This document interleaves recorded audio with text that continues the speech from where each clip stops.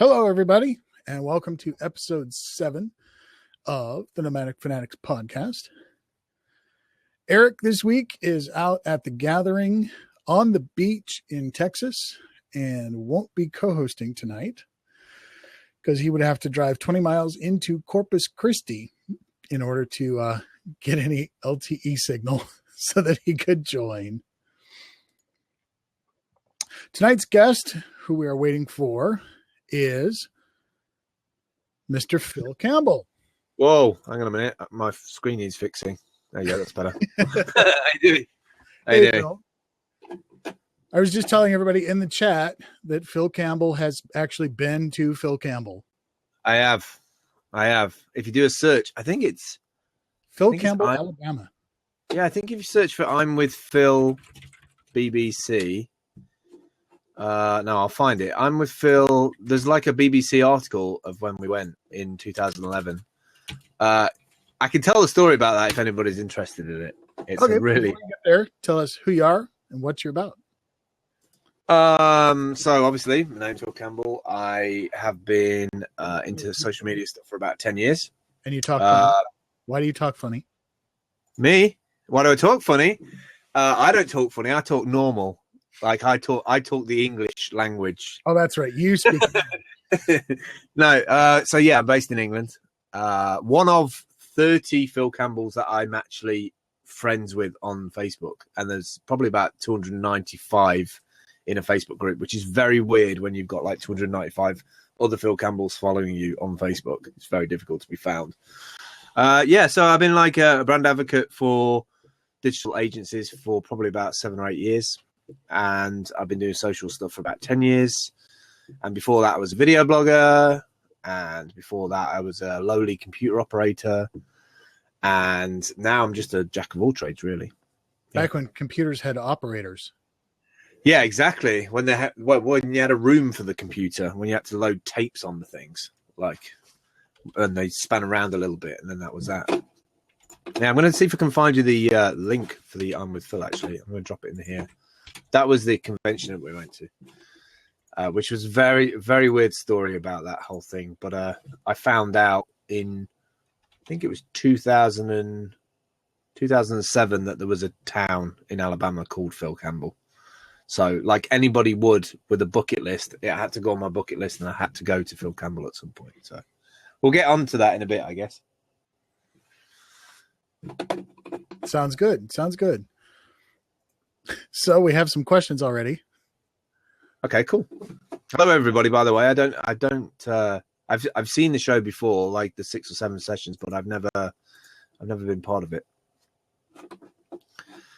What's it like living on a tiny island /snicker? We were talking about this last night, weren't we? It's kind of weird because, I mean, am I lagging to you, or do I just let me get rid of this? I think it's just lagging just a little bit. Your audio's not bad though. Yeah, all right. I'll just go with that then. While the thing. Yeah, the weirdest thing about living on an island, the weirdest thing about living in England is in America, when I'm over in America on a GPS, you can put in a route and it might say you have to stay on a certain route, like an interstate thing for like 900 miles. Whereas you can't drive from one end of the UK to the other end without falling off after 815 odd miles, because there is no more of it. So the best thing about the UK, however, is that we can get to Europe really easy, which is awesome. We can just go on the Channel Tunnel, which is awesome to be able to like get on a train in London and just go underneath the channel, which is like 6 or 7 miles, and then pop up in Europe. That's kind of cool. That's probably the coolest thing about living in England.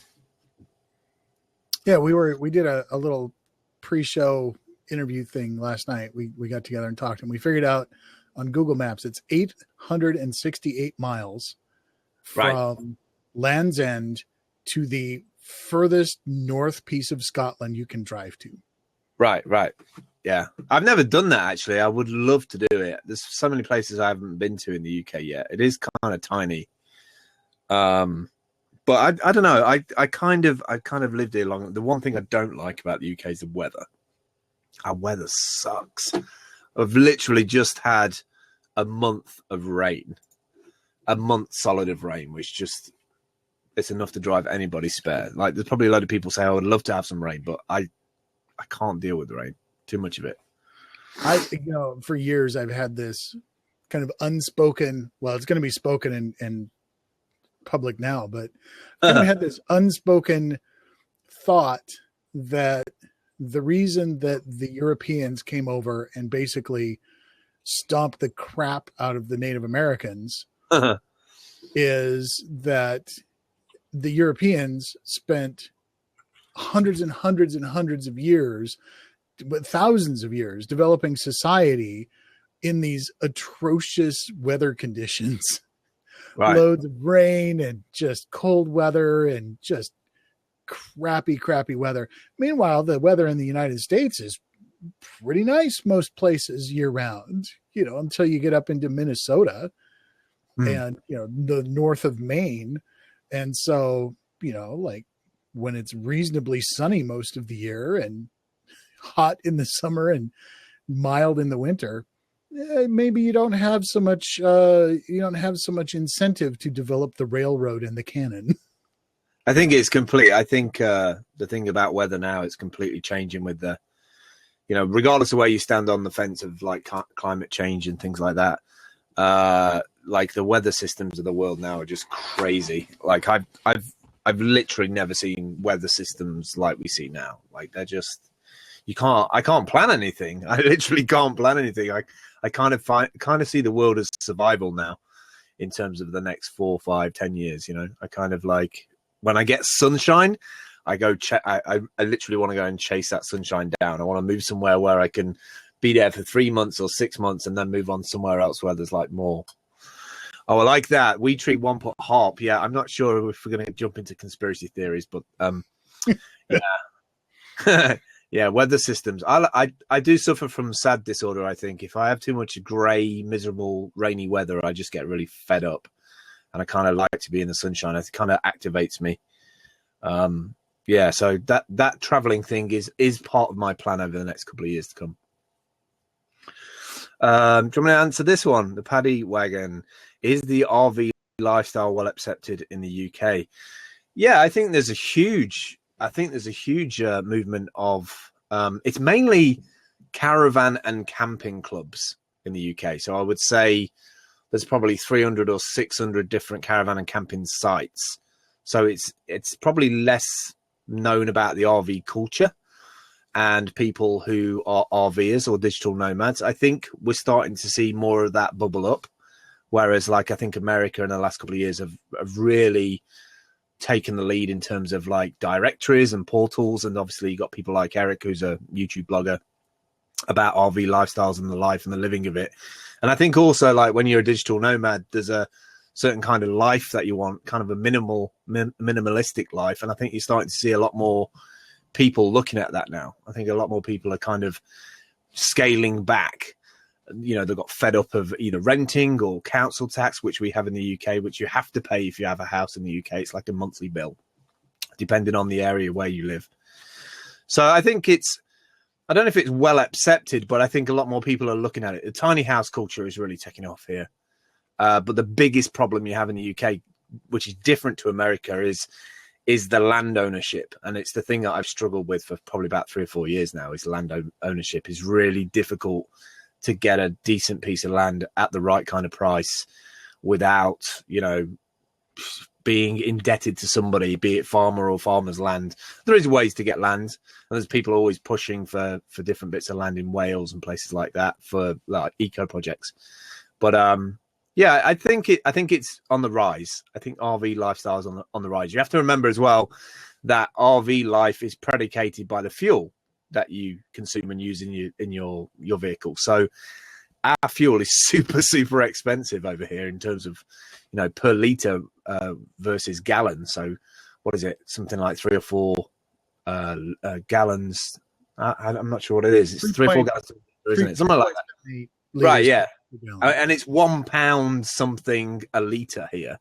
So that'll be like 3 or 4 times what your price is. So you can't really, unless you've got like an eco-friendly transport or you've got some kind of hybrid, bus that you pack together. You can't really travel too far, without it costing a lot of money. If you're at £1 a liter, 4 pounds, roughly 4 pounds for a gallon. Right. So, $6 or $8 a gallon. Right. It starts to get expensive. So, I mean, I think people are more interested in the static kind of life here in terms of scaling down, small, livable home, tiny house kind of culture. I think they're really interested in that. I know a lot of people are fusing the lifestyles together with sort of Airbnb. So they've either got a piece of land or they're at a farm and they bought a tiny home and they kind of have it as a second home. That's kind of big here as well, I think. We treat saying, when are you moving to the USA? Blooming heck. I started traveling to the US when I was 17, and I traveled probably. I'm 40. I'm 42 now. Tell that story. Yeah, $6 to $8 a gallon. Yeah, totally. Like, yeah, from 17 onwards, I was probably traveling about six or seven times a year, and so I've been back and forth to America a lot up until about 4 or 5 years ago.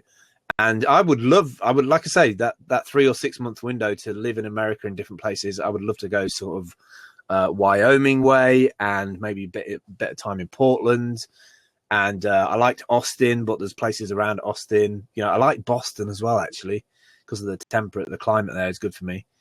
I don't know. The America thing is a problem because I say it's a problem. I have an 8-year-old with my previous partner here in the UK, and I would struggle to be away from my daughter for more than sort of 10 days at a time. So that's the main reason. But I have traveled quite a lot back and forth to America. I was actually in New York in December, for a project. And I love New York and I love America. I love a lot of the cities in America, but I also like being in the countryside away from it all. The thing with me is I like to go into cities, but I effectively want to get out very quickly. After maybe a month tops in a place, and then I'm gone. It's like wanderlust. I can't help myself. I want to move somewhere else. I want to see something else. And I think for me as a video blogger and somebody who likes photography and video and that creative side of making, the journey between places is the thing that energizes me. It's the thing that keeps me kind of going creatively. Whereas I think if you're stuck or settled in one place, well, you might as well have a house, John, you're going to have to tell me about your incredibly awkward trip to the very first place you came to the US. Oh, Oklahoma. I loved that story. Jesus Christ, that was weird. So I've been talking to just hands up in the chat, or like put a number 1 if you ever used IRC Internet Relay Chat, and number 2 if you've never heard of it. Okay, we're getting some ones. Cool. So when I was 17, I got onto IRC and I had to change my nickname from Danger Mouse to D Mouse. It was one of the very first IRCs where you couldn't have more than 8 characters as your username.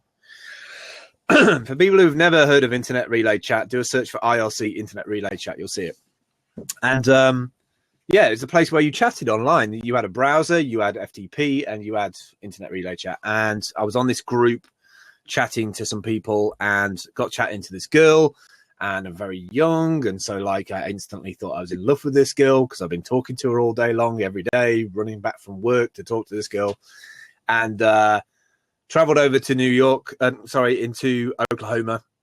Very first part of America that I've ever visited. I didn't want to see San Francisco or New York. I didn't want to see all the gloss factory. I just wanted to go and see the original or the kind of authentic America.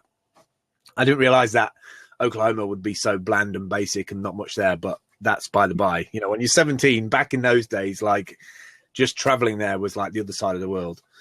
And I went to meet this girl, and we hadn't really discussed anything in terms of her having a partner or anything like that. So I turn up at the airport, I get out of the airport, and everything's huge, all these big F-150 cars, vans and everything everywhere. I'm like, Jesus Christ, everything's massive. Go back to her house, and I'm sitting on the sofa, and this guy comes around and is like, "Hey, how you doing?" And I'm like, obviously I've got a British accent, and he's kind of freaked out a little bit, who's this guy? Where's he come from? And oh yeah, it's just somebody I know online. And I had no idea whatsoever that this was a partner, that was a boyfriend. So it was a very awkward 10 days. Let's just put it that way.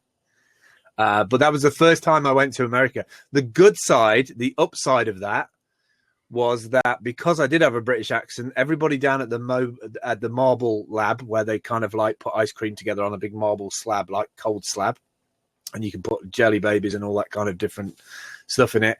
I got free tickets to have ice creams for like 7 days. So I was effectively outside of the ice cream shop for 7 days getting free ice cream. So there was some upside. That was it, Cold Stone Creamery. That's exactly what it was called. And yeah, I kind of survived sitting outside this creamery in Oklahoma, just outside of Oklahoma City, actually. I think I traveled from there down to Norman. But then it was kind of years and years after that, I kind of got the bug, you know, the freedom that you have in terms of traveling between places. I don't mean like liberties and freedoms of expression, but like the freedom that you have on the road when you're traveling between different places and the space, and that kind of sense of wanderlust that really stuck with me about America. And I couldn't sort of let up on it. So I kept traveling up to probably about 5 years ago. Do you want to answer any of these questions, or are you going to sort of direct these, John? Yeah. Marsha Brockman asks, which is more popular in the UK, motorhomes or caravans, pull behinds? What we would call a travel.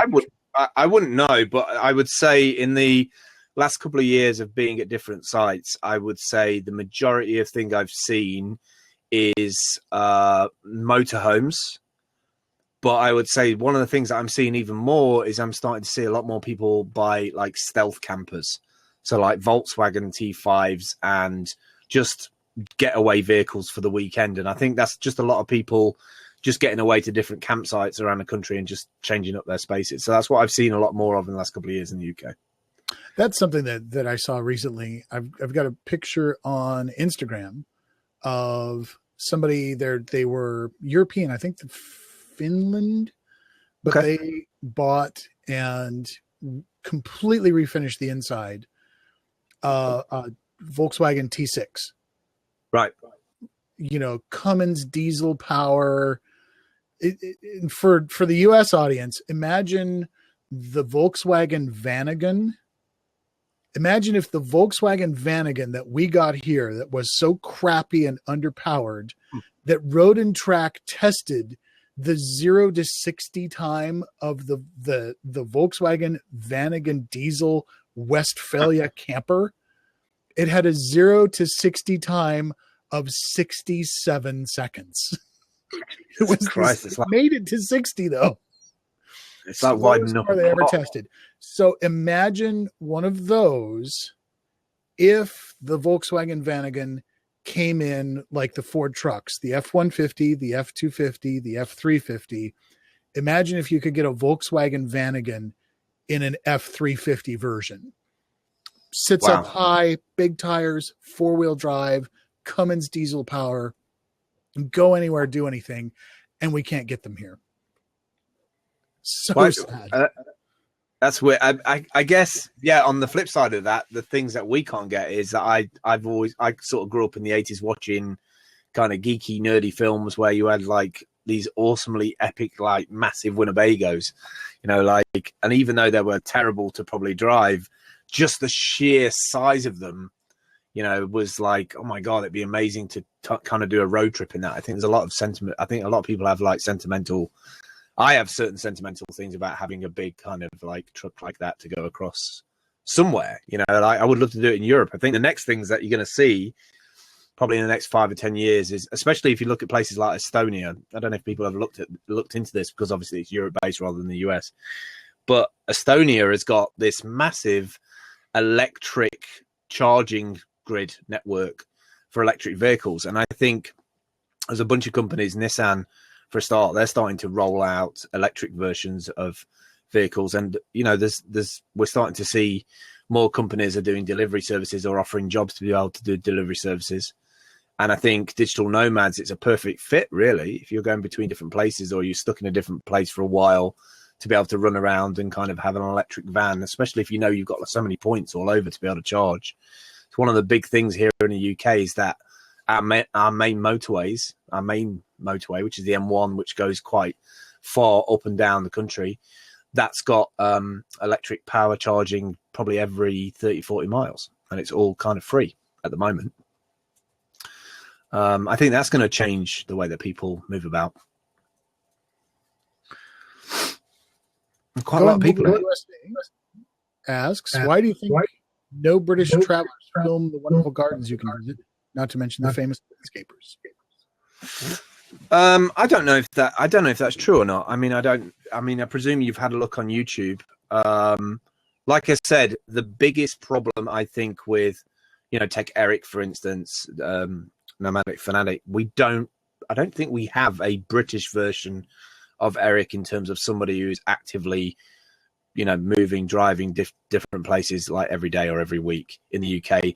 Might be to do with costs of the fuel. It might be to do with the fact of like logistics of actually going into different campgrounds and stuff.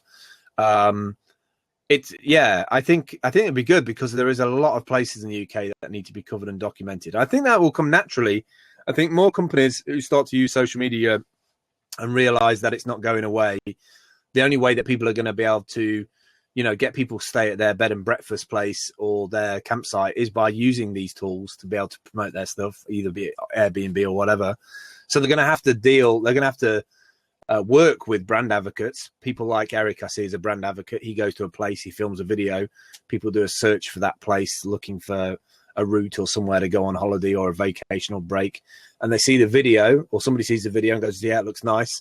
And they go there. So he's kind of helping tourism. So it's something that will have to happen at some point. But if anybody wants to sponsor me to do that around the UK, I don't mind doing it for them, but I'll have to do it in my smart car for the time being. I haven't really got a RV like Nomad wagon yet, but that is in the works. It is in the works. Well, that actually segues right Good into segue. Stephen Mull's question. He's at PC Doctor 554. What type of vehicle or home do you live in, Phil? I'm always interested by people who have Twitter accounts with numbers after them. It's almost like, did you put in your name and then on the page where it give you the suggestion of the different usernames, did you just go, I can't be bothered to look for a proper name and just press 554 when it give you the options for a different one? So I have a smart car to get about, to go around, mainly just because of fuel and because I'm tight and I like to keep costs down. And mainly because I only needed transport for me and my daughter at the time. When I bought it, it was probably about 2 or 3 years ago. And then the caravan I've got is just like a 2-berth caravan. It's kind of an old caravan. It's probably like 20 years old. And it's got like an L-shaped space in the bottom for sort of like a double bed. And it's got all my computer geeky stuff in here and my 4G. Well, you can give us a tour of the whole thing, can't you? I could give you a tour, but I'm not going to give you a tour because it's an absolute mess. Mainly because I've had my be on worldwide. I know. I didn't tell. The thing is, I have my daughter. I have my daughter on a Saturday, so like I've got to tidy up at some point. But I've had my slow cooker on. I've got all Christmas detritus all over that way. I've got all bags and packaging over this way. Yeah, it's a bit of a mess. So yeah, I live in like a two-berth caravan. And you've got to explain, because in the US we measure them differently. We measure them by length, right? Like so I've seen a bunch of different 30-foot. So mine is a 30-foot RV. Right. It's about 31 foot and a half, over the back bumper. When I got it, there was a dining booth here, and there was a fold-out sleeper couch behind me, and then queen size bed in the back. And I ripped all that out and turned this into desks. So in the UK, it would have been a 6-berth. Right. But I've seen them where, you've got a queen size bed in the back. You've got 2 that can go in the dinette. You've got a fold out couch. And then up in the front, they've got a lowering bed that's normally on the ceiling up here. And it comes down on rails and comes down over the driver's seat. So you could conceivably, in the same length, 10 meters, fit anywhere from, like right now, mine is a 2-berth, but it could be an 8-berth. Right. No, I mean, the way that the caravan's laid out, it's kind of like a L shape over this side of the room. So like there's like a screen and all my sort of lighting and everything. And then there's like all these spaces for storage at the top. Then there's a door to my left, which has like my shower and everything, which, by the way, I've converted my shower into a green screen room, mainly because like whoever decided to put showers in a caravan, like especially these kind of age of caravans, the showers on site are perfectly boiling hot all the time and really good showers. And when I first bought it, I kind of only bought this as a transition phase thing. It was going to be a year or less.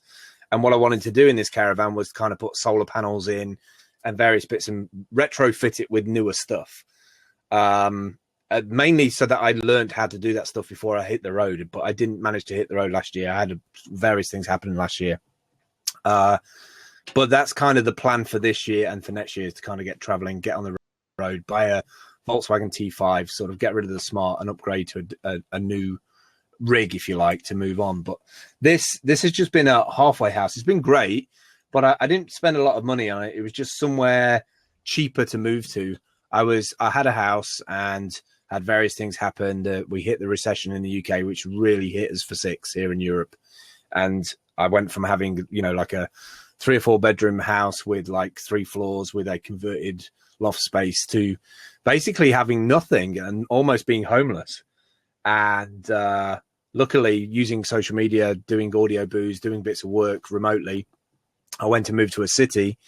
And after being there for 3 years, my friends sold their property. So I had to buy somewhere to move to. So I bought the caravan for that. So it's funny. I don't necessarily have an emotional connection with the caravan. It's functional. It's kind of utilitarian for me. It's kind of, it does what it needs to do. I don't have too much like investment in it. I think once I get something like the Volkswagen, the T5, I think I'll put more effort and work into it, because it'll feel more like a home, because I will have to maintain it. Whereas because I'm static at the minute, as long as the tires don't go flat and nothing leaks, I'm not bothered. It's kind of like just a roof over my head at the minute. Mr. MJ is Safer asks, is it harder to convert solar to 220? I have no idea. I wouldn't know what the difference is between your solar panels and our solar panels in terms of conversion. I haven't done the solar panel stuff yet. I've been watching with great interest Eric's stuff of him putting it on the roof. Although I did look at an Earth Roamer vehicle today. It's super beasts of vehicles that you have in the States with like 7 panels on the roof, like $500,000. So yeah, I'm not in a position for solar. I'm not in the position about talking about solar stuff yet, but I'm really keen to go down that route, because one of the things I'm really interested in is it possible to have like a solar panel array, almost like an array on a garage space almost, that I can put my electric vehicle underneath and have a bank of like old submarine batteries or old telecom batteries and charge those batteries, and then build some kind of system for slow charging an electric vehicle, for instance, like a Nissan Leaf or something. If that's possible, then that opens up some serious opportunities for me in terms of what I'm trying to plan to do in Spain, in a remote part of Spain called Extremadura. I would love to get rid of the Smart and swap it for something like a Leaf, if I can do that. So that is something that I am interested in, the solar stuff, but I'm not there yet. Well, even if you were to have a garage and augment the mains with the solar. Yeah, the only difference is with the mains. The other thing about Spain is I kind of don't want it to be a fixed permanent base. You know what I was on about earlier on about the whole thing of traveling between places, and it's kind of part of the creative social media blogging movement kind of work that I do, in terms of I need to be on the move to be able to make the content. I don't want to be too static in one location. And the whole idea with the land in Spain is to buy a piece of land, prep it enough so to kind of dig holes in it so it's got some solid foundations, and then buy the shipping container and ship it over to Spain, and then be able to move that around at different places.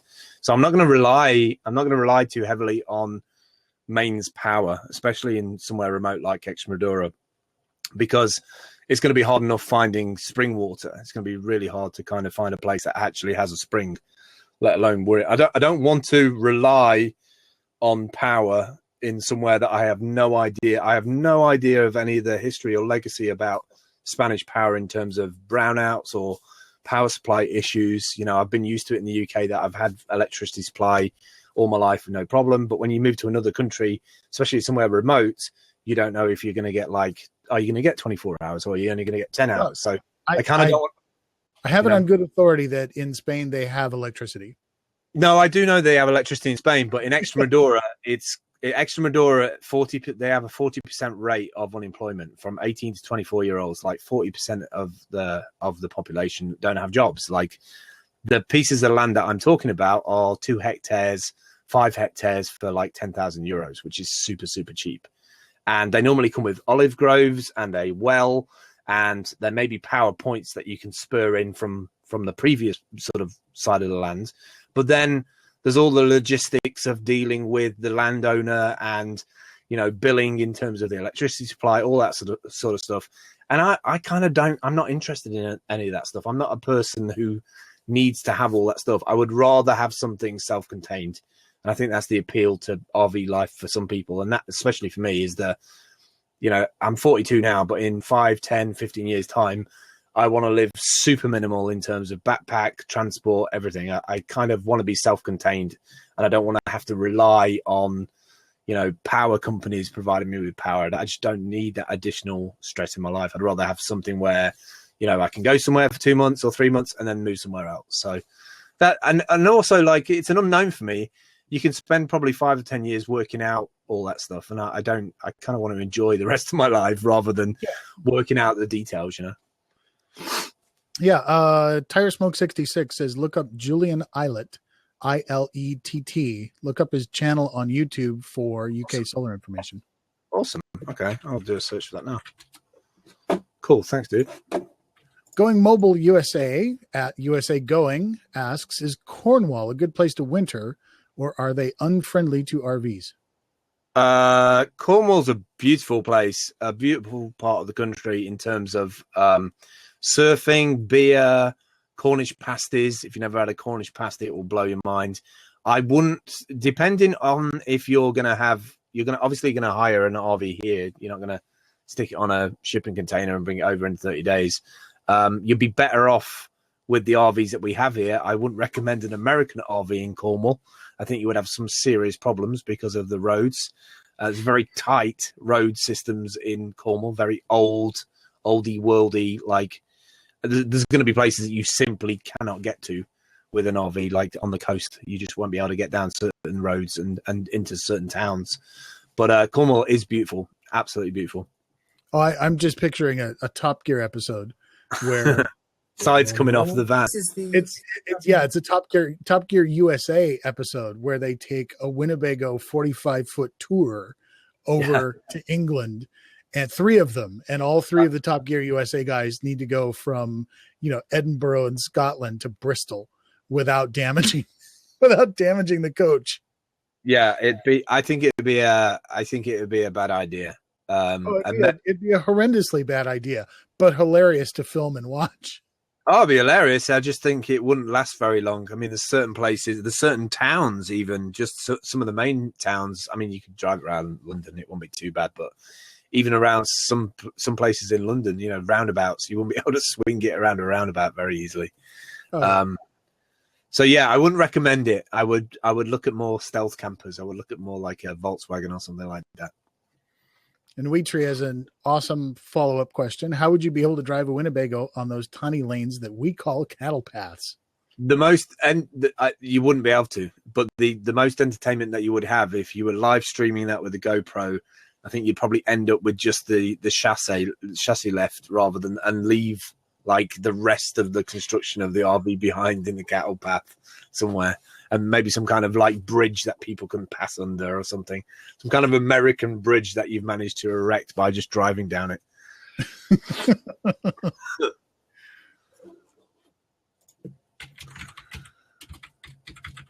Joseph Villalobos, who has a really excellent Facebook group, Nation. Cool. Is it true that Europe has stricter laws for full-time travelers? Absolutely, yeah. The traveller thing is well, I think it's happening all over Europe as well as not just in the UK. We used to have a very, very, very strict laws in the UK in terms of travellers in general. Travellers were always getting moved on from patches of land, and then a lot of the councils in this country kind of started working with the travellers and saying, look, we're always gonna move you on. We're always gonna get something from the local council, like an order to get you moved on. And I think I don't hear it so much in the news now, so I think they've done a lot more work in terms of finding them land. But I also know that a lot of traveller sites that are nearby, they're well-formed sites now that they've either got the money, that they've either saved up the money or they've got their money in whatever ways they've got the money, and they've bought pieces of land, and they're more static now, they're more settled. So you do hear about it. There is quite a lot of circus traveller stuff in the UK still with travellers attached to circuses, and they're constantly on the move because each city and each town has different dates when they have we have a thing called statutes, which I don't know what the similar one would be in the US, but they're constantly moving around every couple of months. And I know that in Romania, the Romanis, we used to have a problem with the Romanis kind of traveling over and the immigration here in the UK in terms of people coming over. And I know that the Romani culture or in Romania, they're really trying to change some of their legislation because of the bad press that it gives them as a country, because there's the Romani and there's Romanian, but everybody sees the Romani as the Romanian culture, and are two different things. So it's the super strict laws. In general, laws are a lot more stricter, I think, in the UK in terms of parking up and land. Whereas I think in the US, especially when you're traveling between places, it's a little bit more, feels like a bit more freedom. I don't know if there is more freedom, but it probably feels a little bit more like there's more freedom.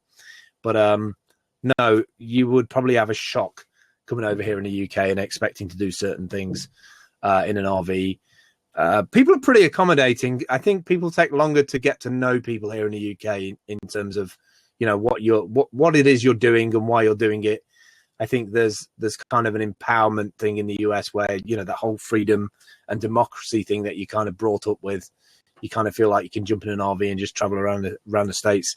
Not so much the same here in the UK, I wouldn't have said. Maybe in Europe, certain areas in Europe, like I said earlier on about the Estonia thing, Estonia's got this electric charging grid around the whole of its country. So they're looking at people like traveling around. I'm half Romanian. My parental grandparents are from Spain, I can't even pronounce that, from Spain. Gitanos. All right, from Spain. Cool. Just got sold for over 200 million out of the UK. How can we create that type of content? I'm not sure what people are asking me now. Yeah, so there is massive stricter laws here. I've never seen Blab with 91 live people in it before. I think it's going to crash. Last week we had 500. I know. I'm not sure how it's even staying up at 90, because I've had so many times when I've been in a Blab with like 20 or 30 and it's been really laggy, but it seems to be staying up today. Well, they like I said earlier, I have got Brittany on.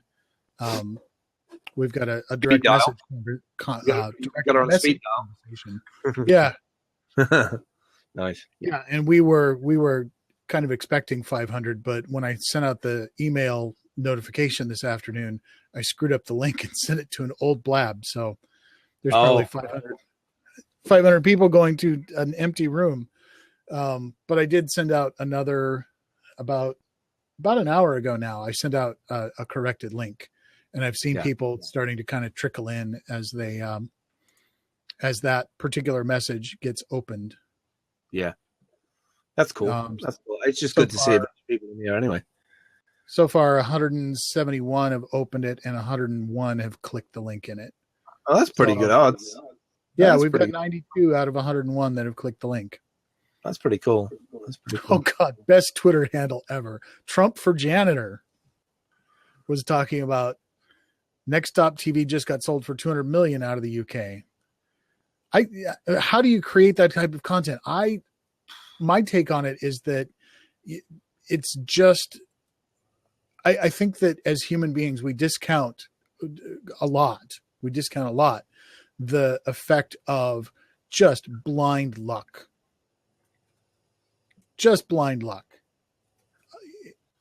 You can create the best content in the world, and you can be essentially in an empty room shouting this awesome content that nobody sees. I mean, Phil, you have got so few YouTube subscribers. True. This man, last week, when we were in this blab with 500 people, Phil was busy putting out one new YouTube video every hour for 24 hours. On Christmas Day. On Christmas Day. But I did it for a reason. And the reason why I did it was that I missed out on Video Blogging Month, where I'm making a video every day in Video Blogging Month, which really annoyed me. And then also in December, I was going to do an advent calendar thing every day, and that didn't work out because I went to sort of do some volunteering in New York, so that completely went on the side. And then I didn't have much to do on Christmas Day. I was doing stuff with my daughter on Christmas Eve, and then on Christmas Day, I kind of just thought, you know what, I'm going to see if it's possible to record, edit, and post from a van on 4G in one day. And it took me till I started at 11 o'clock in the morning, and I went to bed at 2 a.m. on Christmas. You won't know what Boxing Day is because you don't have Boxing Day, but it's the day after Christmas here, 26th. No. We absolutely have Boxing Day. Do you call it Boxing Day? I didn't think you called it Boxing Day. We call it the 26th. The 26th, right? We call it Boxing Day. I only found out that Boxing Day was that back in the day in the UK. It was Servants' Day. They used to give presents to the servants and send the servants home. But yeah, cheers for the props on that. But yeah, no, I don't know what it is about the YouTube stuff. I haven't really chased. Here's the interesting thing: is I don't really chase. I love using the internet as a bit of a post-it note. You know, there's things I want to talk about. There's things I want to put out there. There's things that I share in.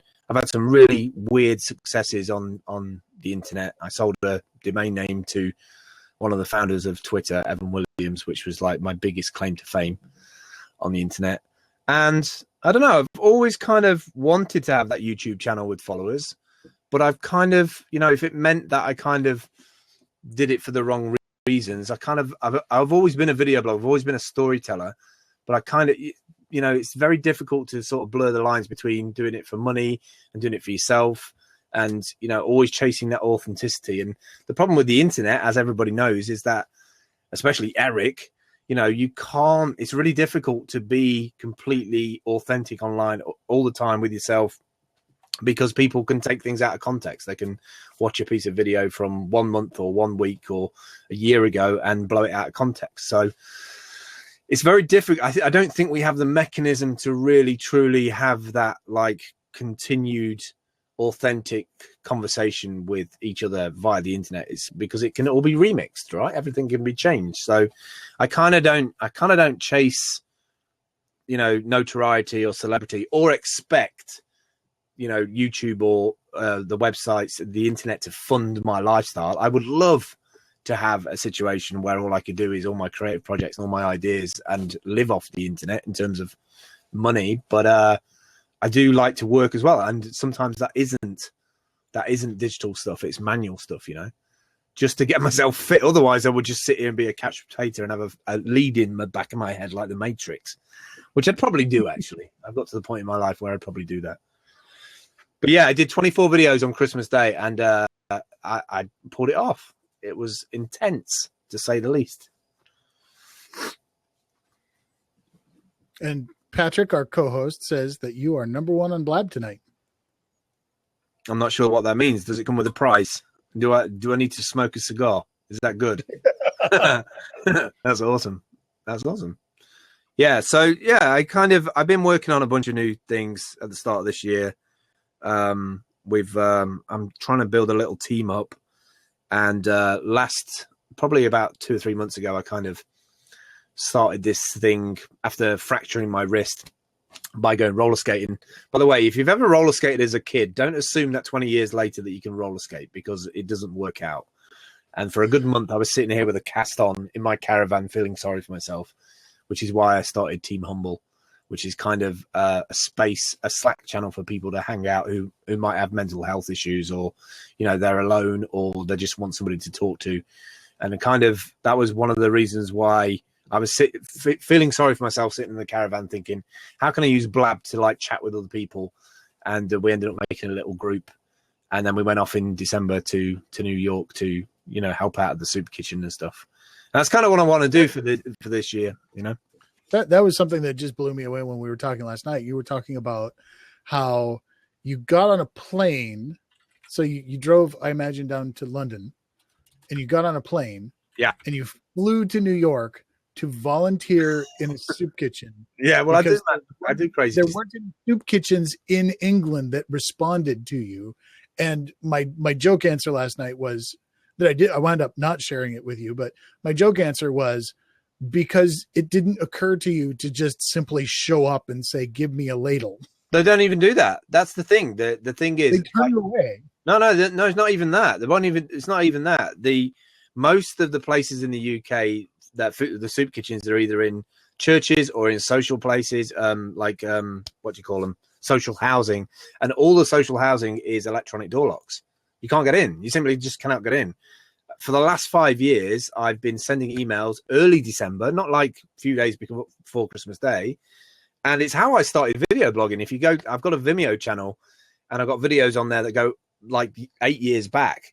When I started, my very first video blog was about homelessness in this town, because they were putting in the newspaper that they didn't have a homeless problem. And yet I had friends who were telling me, yeah, there's a homeless problem. There's loads of people going to this church. And that was the very first video stuff that I did.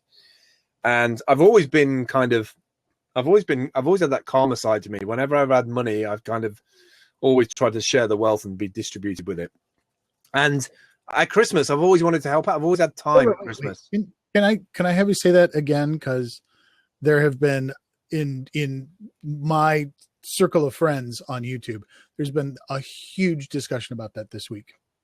Which is what? Discussion about what, John? Sorry, I missed that. About karma and when you have had money.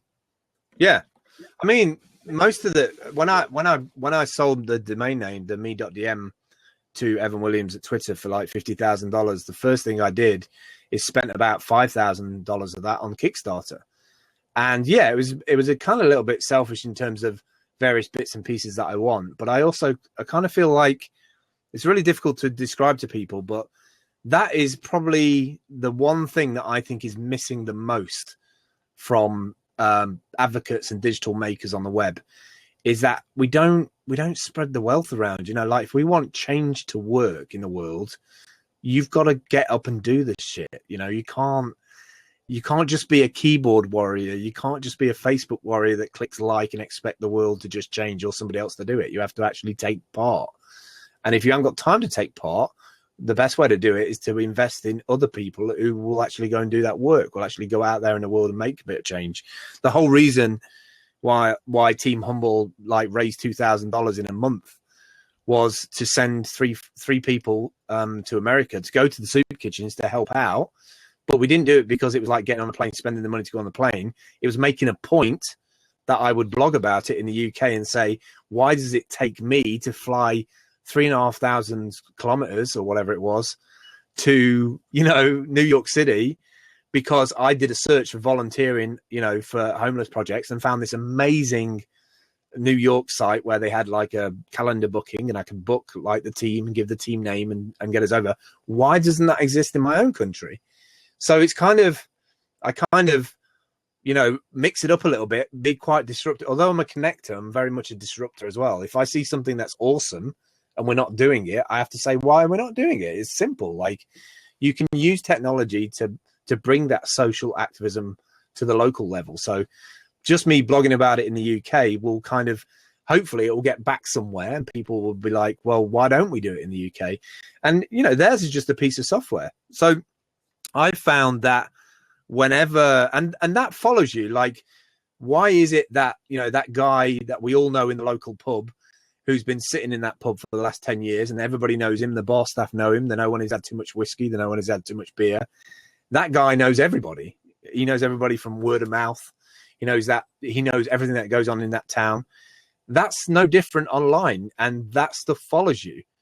Unfortunately, Eric had a lot of trouble following him in the early days of, he had a various amount of different projects and stuff, and people blew a lot of that stuff out of proportion, I think, personally.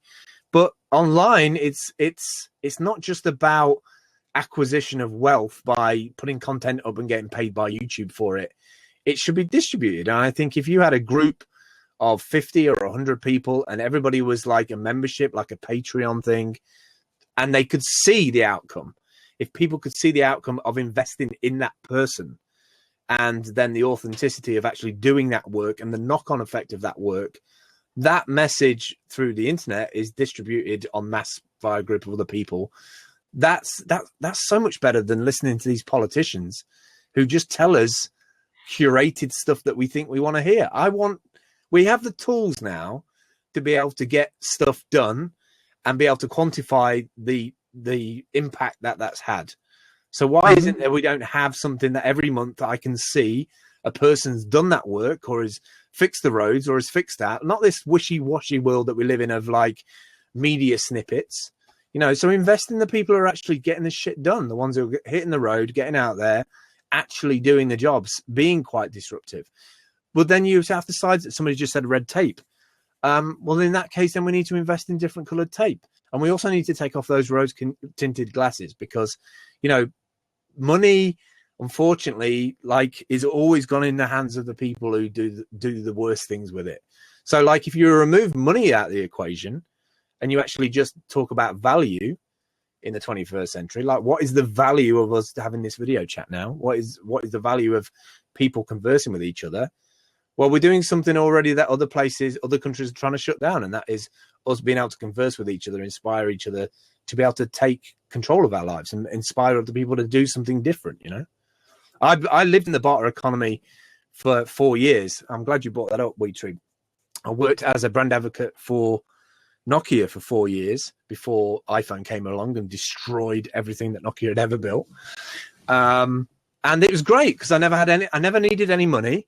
And the reason why most people have a job is because they want to have holidays or they want to have stuff or they want to have a house or they want to have like transport cars, nice things. And I never got paid. I just bartered with the digital agency and they would book my flights and book my hotel. And the best thing about bartering, especially for a creative, is that you can focus on your work. So you can focus on the story. You can focus on going to the venue, meeting the people, grabbing the interview, making sure it's curated top and tailed and uploaded to the editors back at base who then use it as part of their strategy to roll out at the digital agency. And that was the best thing ever, I think, for a creative. If you can barter your time, your value with somebody of equal like skills or something that they have to offer, then you just win. It's just a total win. And actually, this is a really good time, you know, talking about giving back to the community. I had an experience with a troll who came in a couple of weeks ago and posted a comment on a video that called Eric and me both cowards. Okay. Because they'd put in a question that I had answered, you know, a couple of weeks prior to that. And we've got actually 4 co-hosts of the show. Me and Eric are typically the on-air co-hosts. And then we've got Patrick and Devin, who they manage the flow of chat. They get you guys asking questions. They handle the trolls. When Eric's not here, they'll step in, or when I'm not here, they'll step in and moderate the discussion. They're instrumental in digging up guests for us to have on the show. They are fantastic, wonderful people. Devin saw Tim's question and removed it because it wasn't relative to the discussion we were having with the Snowmads. Right. And so Tim came and said, John and Eric are cowards. And we had a discussion, and he wound up before I even discovered what his cause was, he went back and Devin had posted, no, that was me that removed your question. And here's why. And here's where the answer is. It's in this previous episode at this time mark, et cetera, et cetera, et cetera. And then Tim took away his comment, which took away the whole long thread of people name calling and everything else. And we got into this dialogue, and I discovered after Tim had been a troll but responded to a reasonable response, I discovered that he's going on a 12,000 mile bike ride around the perimeter of the US in support of the ending of animal abuse. Wow. And he's got, that's what I was, when I just a few minutes ago, when I looked like I was kind of not here for a minute, I was looking for his website, which somehow I've managed to lose. Devin, do you have a link for that? Maybe. By the way, I would heartily recommend a thing called Text Expander. I don't know if it's for PC and Mac, but Text Expander allows you to make these macros, and you can assign little keys to like URLs and links. It's really good for Blab. By the way, you should also tell people about my Wirecast and Blab thing on Udemy at some point. I forgot all about it until we started talking about hacks and optimizations. Okay. Community stuff first. Community stuff first. Let's talk about that. Yeah, we'll talk about that here in a second. Oh, you know where it's going to be? I know where it's going to be. I'll be able to get the link here in a second. Okay. So, yeah, this is probably going to wind up coming out of the final recording. So, I mean, going back to the thing about the cowards thing, I think the thing you got to remember about the internet, right, is that it's everybody. That you can't. There's people of different education levels. There's people who are always going to be frustrated about something. There's also going to be people who don't even understand the context of why somebody makes something. There's always going to be people who are going to be frustrated, and you can't please everybody. In fact, it'd be a crazy world if you could please everybody. Like, I don't think there's any such thing as a utopia place like that. The thing is, don't fuel it. At the end of the day, like, I understand why we have trolls on the internet. I understand that people are frustrated and annoyed. It just shows you the state the world's in. I read something the other week about 1 in 5 people in New York City have a mental health issue. Well, if you take YouTube as a country, there's going to be a lot of people with mental health issues on there. They actually enjoy that stuff. They actually enjoy going on there and commenting and stuff. But you just have to take out the fuel. It's like having a fire in a room. If you give it oxygen, like, it's just going to go up. You just have to extinguish it. You have to nip it in the bud. And, in some ways, if it makes us more authentic, because, I know you record videos. I know you record videos when things frustrate you. I know Eric records videos when things frustrate you. It's quite obvious to me when somebody has had, trolls or people upsetting them, because the content shifts, the content changes. And I think it takes a lot. I don't know how people can call you cowards when you'll go and record a video and say, hey, this happened and these people are upset. And then 10 minutes after that, you'll be giving somebody a link to somebody who's had a really rough time over Christmas, which I saw a video of yours the other day. So, like, I think it all balances out in the end. You can't have a world with, like, people who are just, like, going to kiss your ass all the time. It's just not, it just doesn't work like that. It just doesn't work like that. Yeah. Up your game. Absolutely. Just up your game. Like, be authentic, be realistic, that's all I can say, really. It's the only way to do it. It's the only way to live, really. You get back what you put out. Simple as that. Oh, yeah. Yeah. And I'm very much a believer in another thing that I've run into this week is a lot of people, having a certain amount of judgment because people on the internet, doesn't matter who it is, me, you, Crystal, Eric, doesn't matter. Right. Everybody on the internet kind of say, well, I don't support this person because they made different decisions than I, parentheses, think I would make, because I'm not in that situation, would make in that situation. Right. And so, going back to Tim Johnson, we had a dialogue. He actually set the video where he called Eric out to unlisted so that it's not publicly available. You actually have to have the specific link to it. And he sent me a message after I donated to his Indiegogo. I got paid today, so I donated to his Indiegogo when I got paid. And he sent me this incredible thank you and realizes kind of that he said that he is going to concentrate in the new year on focusing on the good that people do rather than on the negative. And I thought that was really interesting. It's something that many people who have had trolls, I've heard a number of times. They said, you know what? I seriously hope that one of my trolls comes up and knocks on my door, because then we can have a conversation. It's you and me, and I can address your issues and your complaints, and we can have a conversation about this. And it's not anonymous anymore. It's two people sitting around a table, drinking a beer, having a conversation about something that is important to both of us. Yeah, I think that's fantastic. Yeah, I think sometimes also you have to just look at the fact that, it's a behavior thing. I think the majority, I've been on the internet forever, like literally forever. That's the reason why my URL is Social Gandalf, because I've got the grey hairs to prove it. I was at the beginning of kind of the internet in terms of, Netscape Navigator 1.0. And let me tell you, the trolls haven't changed.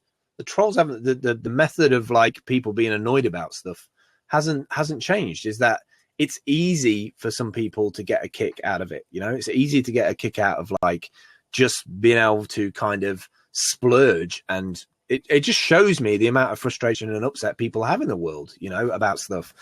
And, take somewhere like the UK, for instance, right? Last year in summertime, we were closing 40 pubs a week. 40 public houses in the UK were closing every week, like for 6 months. So if you remove social spaces in towns and cities and villages, where do people get together to talk?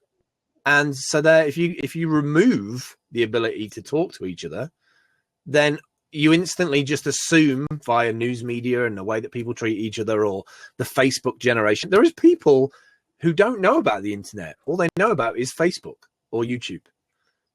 They don't realize there's a bigger world outside of those things. So, like if we want to be global digital citizens and we want certain things to happen in our digital journey, we need to kind of work on that. And the only way to work on that is to put stuff out that inspires other people to have a go, to believe that they can do that stuff, and that's the easiest thing in the world to do. It only needs like a little group of people to do it.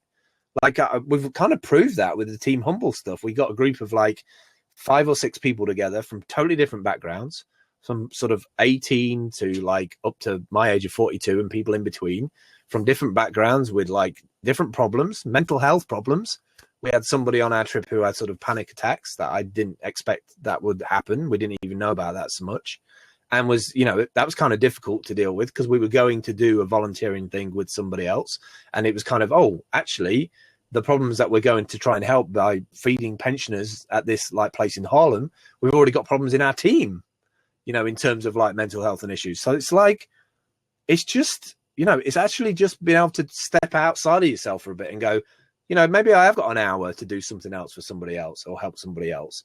And I'm not saying you even have to be acknowledged for it. I tell you what, it feels super good to like put yourself to the side for 1 minute. I think one of the biggest problems that we have in the world is that people have got so used to this stuff, so used to the internet. They see it as an entitlement, like it's like the 5th, emergency service in the world. Like myself, I would die if I didn't have internet. Like I need my internet connection whenever I go somewhere. I need to know I've got Wi-Fi or connectivity, or I'm constantly looking for 4G. And it's not because I'm addicted to the internet. That's where my focus, my attention is that my friends, my friend networks, they live online. And so having secure places where we can converse is huge to me. So going back to your original question about YouTube earlier on about not having many followers. Yeah, I mean, sometimes being like a small channel or having a small surface area to deal with allows me to get on with the stuff that I'm passionate about. That's not to say I wouldn't like Eric's 60,000 subscribers and his paycheck every month from YouTube, but it's not something that I'm striving for. It's something that I would want to happen organically, because the real stuff that's important is the authenticity of following that person or that group of people for a period of time. Because we don't even talk about legacy anymore or history. Everybody lives for 24 hours, like the 140 character generation, And how can you fix stuff if like your opinions change every single day because we're just bombarded with like data every 72 hours. Yeah, for some reason Phil is muted. I'm not muted. Shall I refresh? Am I laggy to people? No, actually, well, for me, you sound fantastic. Cool. Perfect. Perfect. WeTree's got some kind of an echo issue. Oh, right. Okay. Well, it might be me. I've got my headphone. I can get headphones. Pretty fine. Okay, I can turn it down a bit. Maybe that will help. Ken MBS, any news about last week's podcast? Yes, I talked to Brittany just before kicking off this one, and the engineers are actually still piecing together all of the pieces from session 6. And hopefully it is not permanently lost and we'll be able to retrieve it. And then Brittany will get it to me and I can edit together into some semblance of coherence. Awesome. And we'll get that posted when we have it. I'd be really interested to find out. I mean, you've got 81 people in here. I'd be really interested if everybody just put the name of the place where they live into the chat. I would super be like I can see the map above, like in America where people are connected to. It's kind of awesome to see all these different people from all around the US like connected in to this chat. And I think that in itself, like if everybody looks at the different faces and the different people and the different names and the different places in the world or the different towns or cities that they are in, it's the majority of America, of course. But I think that's what you got to look at is that's your starting block. Like, where are people from? We're not just like faceless avatars. Like, these are people sitting next to a computer or a laptop in a coffee shop. You know, they're a human being just like me and you sitting here taking our time out to do this. It's like 3:09 a.m. here in the UK. It's like early morning for me. And I think it starts there. It totally starts there. You know, like if you need to know where people are coming from, where they're situated at, you know, what are they doing in their life, and then the connections start from there. Yeah, actually, I have seen a few names as the locations have scrolled by. I want to give a big shout out to my good friend and sometime coworker Shay Laughlin. He's also a ServiceNow guy and hit me up. He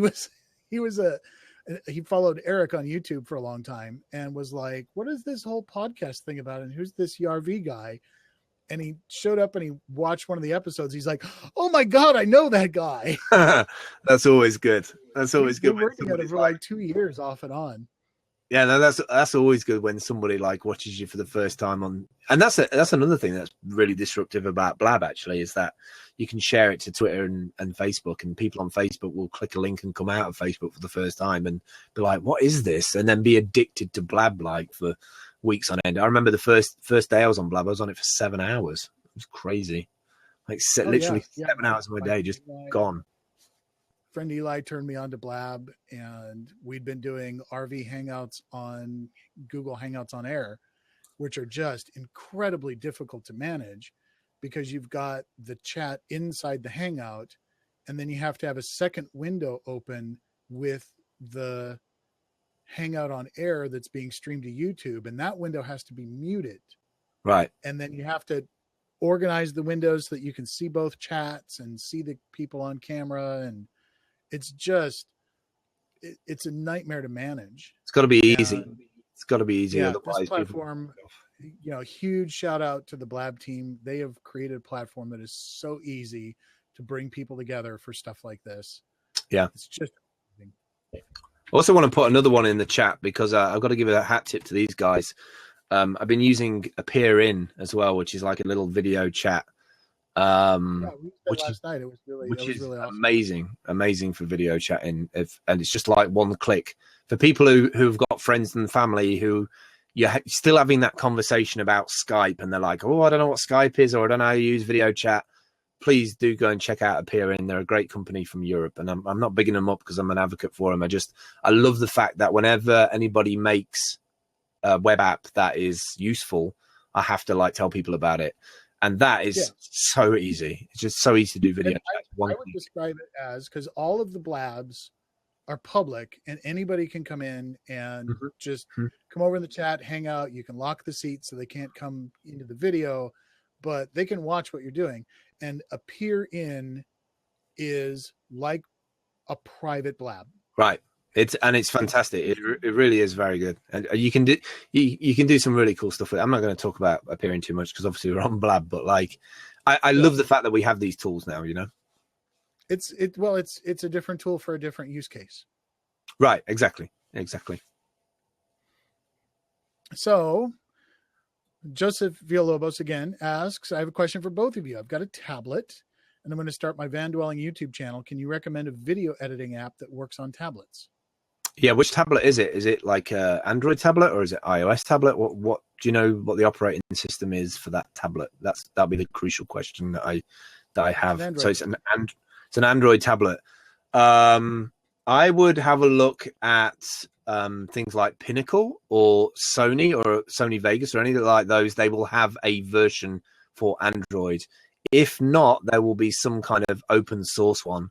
But the one thing I will say about low powered, if it's a fairly up to date, fairly new Android, which is that sort of Lollipop, version 5 or higher, then you'll probably be all right. But the thing with video editing, especially on a tablet, is you need lots of memory and you need a fast graphics card. If it's not got a fast graphics card and a lot of memory, you're just going to end up frustrated with it, and you'll probably only be able to do the basic things on it. And it can be quite a laborious task to record stuff on HD camera at 720p or 1080 and then get it on the tablet and then edit it. If you want to do stuff like on a day-to-day kind of YouTube show, doing it on a tablet, I wouldn't recommend it at all.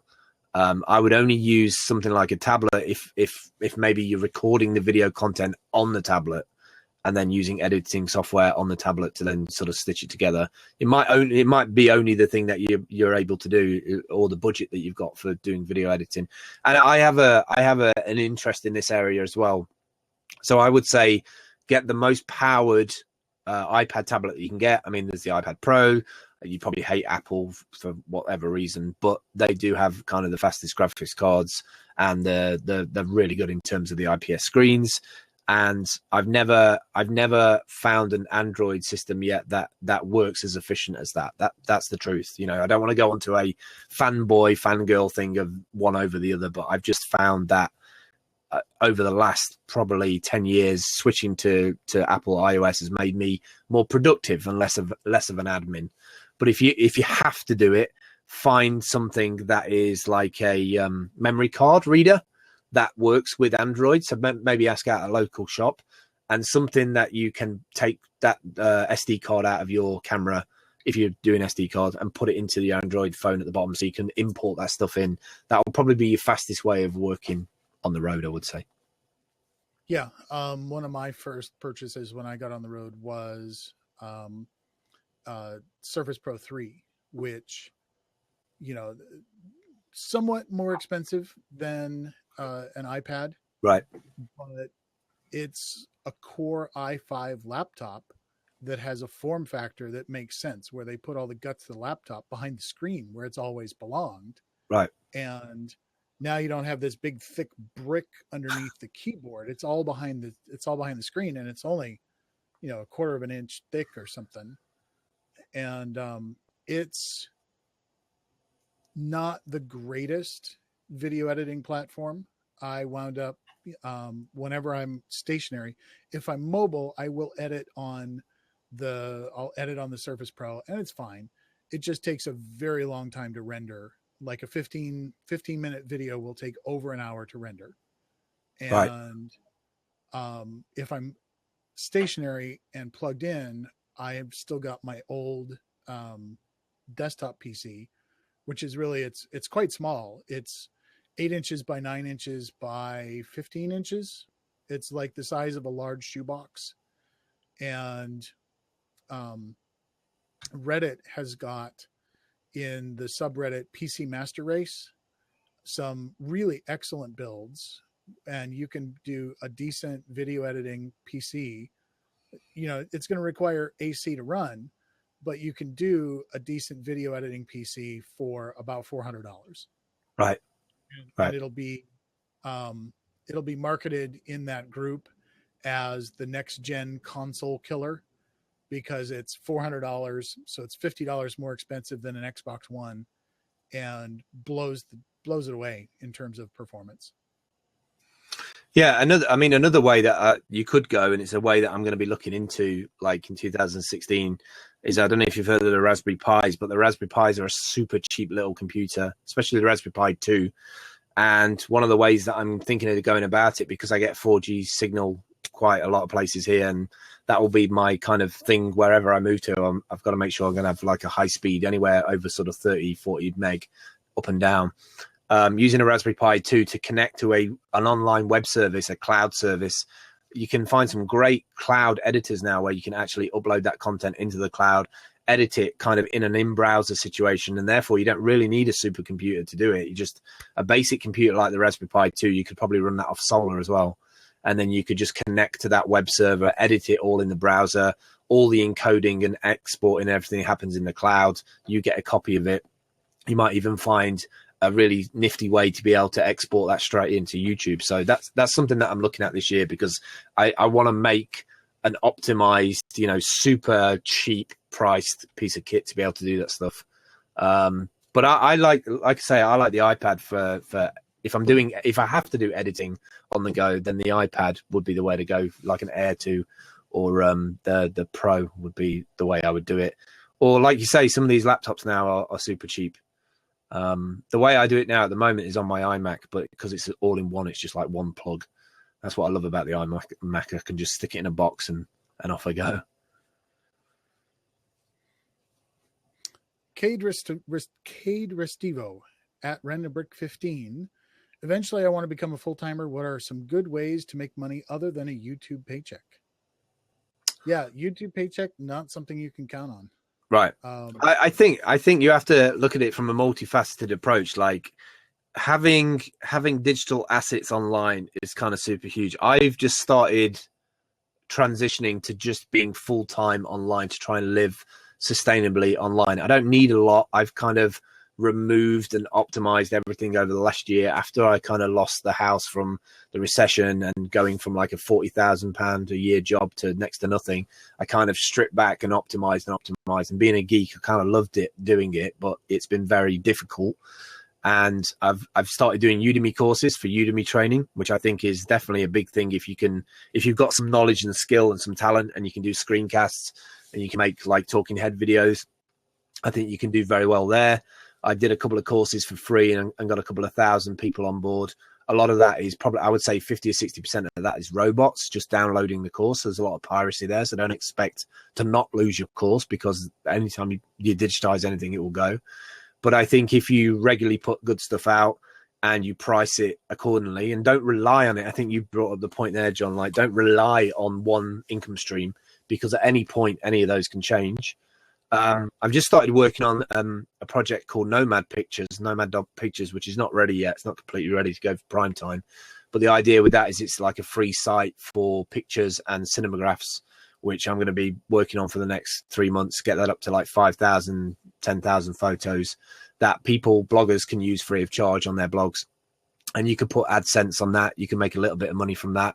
And it's something I'm still researching. I'm kind of lucky that I've done a lot of video streaming jobs over the last couple of years, where every year we've done 2 or 3 of those jobs, and they've been big jobs as well. So they've been like £5,000 to £6,000, but I don't get them very often. And so instead of a company hiring somebody in London to do a live stream from a hotel and it charges them £30,000-40,000, I can go in there an hour and a half away on the train with a little sort of Explorer box with a couple of cameramen who like we hire for the day, link that up to Wirecast Telestream and do the live stream for the afternoon and charge, a third of what they were charging in London. So it's about being accessible. It's about being optimized about your stuff online. I think a good way is that, look at the stuff that you're super passionate about that you can do standing on your head that you absolutely love. I think that stuff is infectious. I've watched so many. It's really difficult because there's a lot of marketers out there that are just really good salesmen they'll just sell you stuff that tells you how to make money online, and actually there's no substance to it. It's just talk. I think the thing to concentrate on is be absolutely honest with yourself. What is it that you're really, really good at? What is the stuff that you love and enjoy to do? Because if you start something and it does take off, you're going to have loads of people asking you questions. And so you've got to like ramp it up to that, Yeah, and that's one of my pillars of just stuff that I about. People have asked me. I did a video yesterday, I think day before yesterday, where it was 5 takes. I Right. started the video. I saw that. Yeah, it's good that you left it you know in. what the inspiration for that was? I picked up the camera and I stuck it in the holder and I stuck it on the tripod and I started the video, and 4 seconds in, the friggin' battery died. I'm like, oh, that stupid battery. Took the battery out, put a new battery in, set it all back up, started rolling. 6 seconds in, the battery died. And I think you bring up that's a huge point as well. It's not. I see a lot of people like spending gobs of money, especially like younger people going out working for the first time, like 18, 24-year-olds, especially in the UK, that they'll go and spend their student loan on like a Sony, AR2, whatever the hell you call it, the latest one out there. It's not about the gear, because you don't just buy the camera and set it up and start recording. You need to learn about the lenses, the power, the charging. There's a whole pipeline and process of like running that stuff out on a daily basis. You can't just buy the stuff that the pros have and you'll just be like them. It doesn't work like that. You have to spend like hours and hours and hours and hours of making lots of crap before you can start to channel your niche, what you're good at.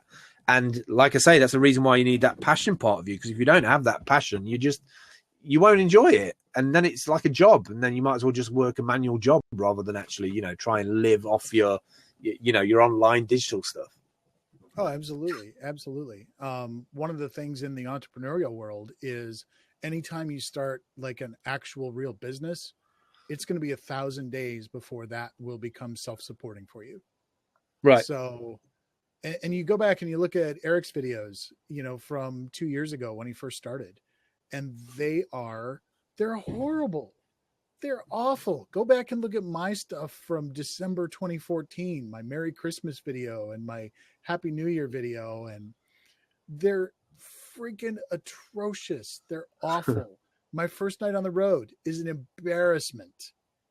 I had a Galaxy S5 that I shot some video with where there was a little piece of plastic in the case that was slipping down in front of so I've got this vignette on one side of the video. I think effort. I think that's another thing that gets lost in translation, is that people don't realize how much effort it is to do a daily show like on YouTube. I think that's a huge conversation that we need to have, is that people don't understand the effort that goes into making like video content, in terms of not the time to make it, but the time to come up with the concept, the time to edit, the time to tag it, the time to upload it, life issues getting in the way of doing all that, like cars breaking down, bills, food, things going wrong in the RV or in your house or in your life in general. And then to like also turn up every day as a personality that people, assume that you're almost like, you end up with this like fan culture of people like being a fan of your lifestyle and the way that you do things behind the scenes. To pardon my French, it can be a complete clusterfuck. Literally things can go completely wrong. So it's and so these people who don't think it's not a job, it is totally a job. This it's work. Whatever way you look at it, it's work.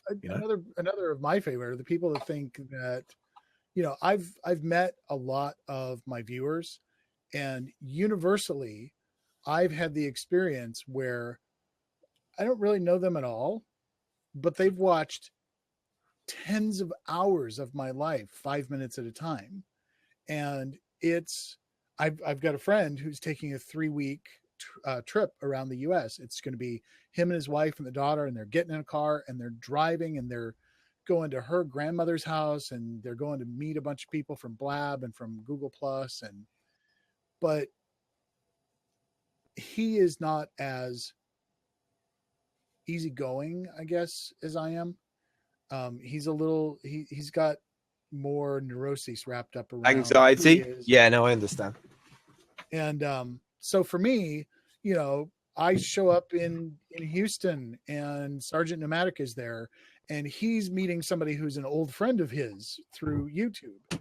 And I just roll with it, and I learn about who you are, and I am predisposed to liking people. I've never, I don't meet strangers. I don't meet strangers. I meet friends that I've not yet met. I think, I think there are occasionally friends that I've not yet met that it turns out that I don't really like that much, but that's the exception and not the rule. Right. And so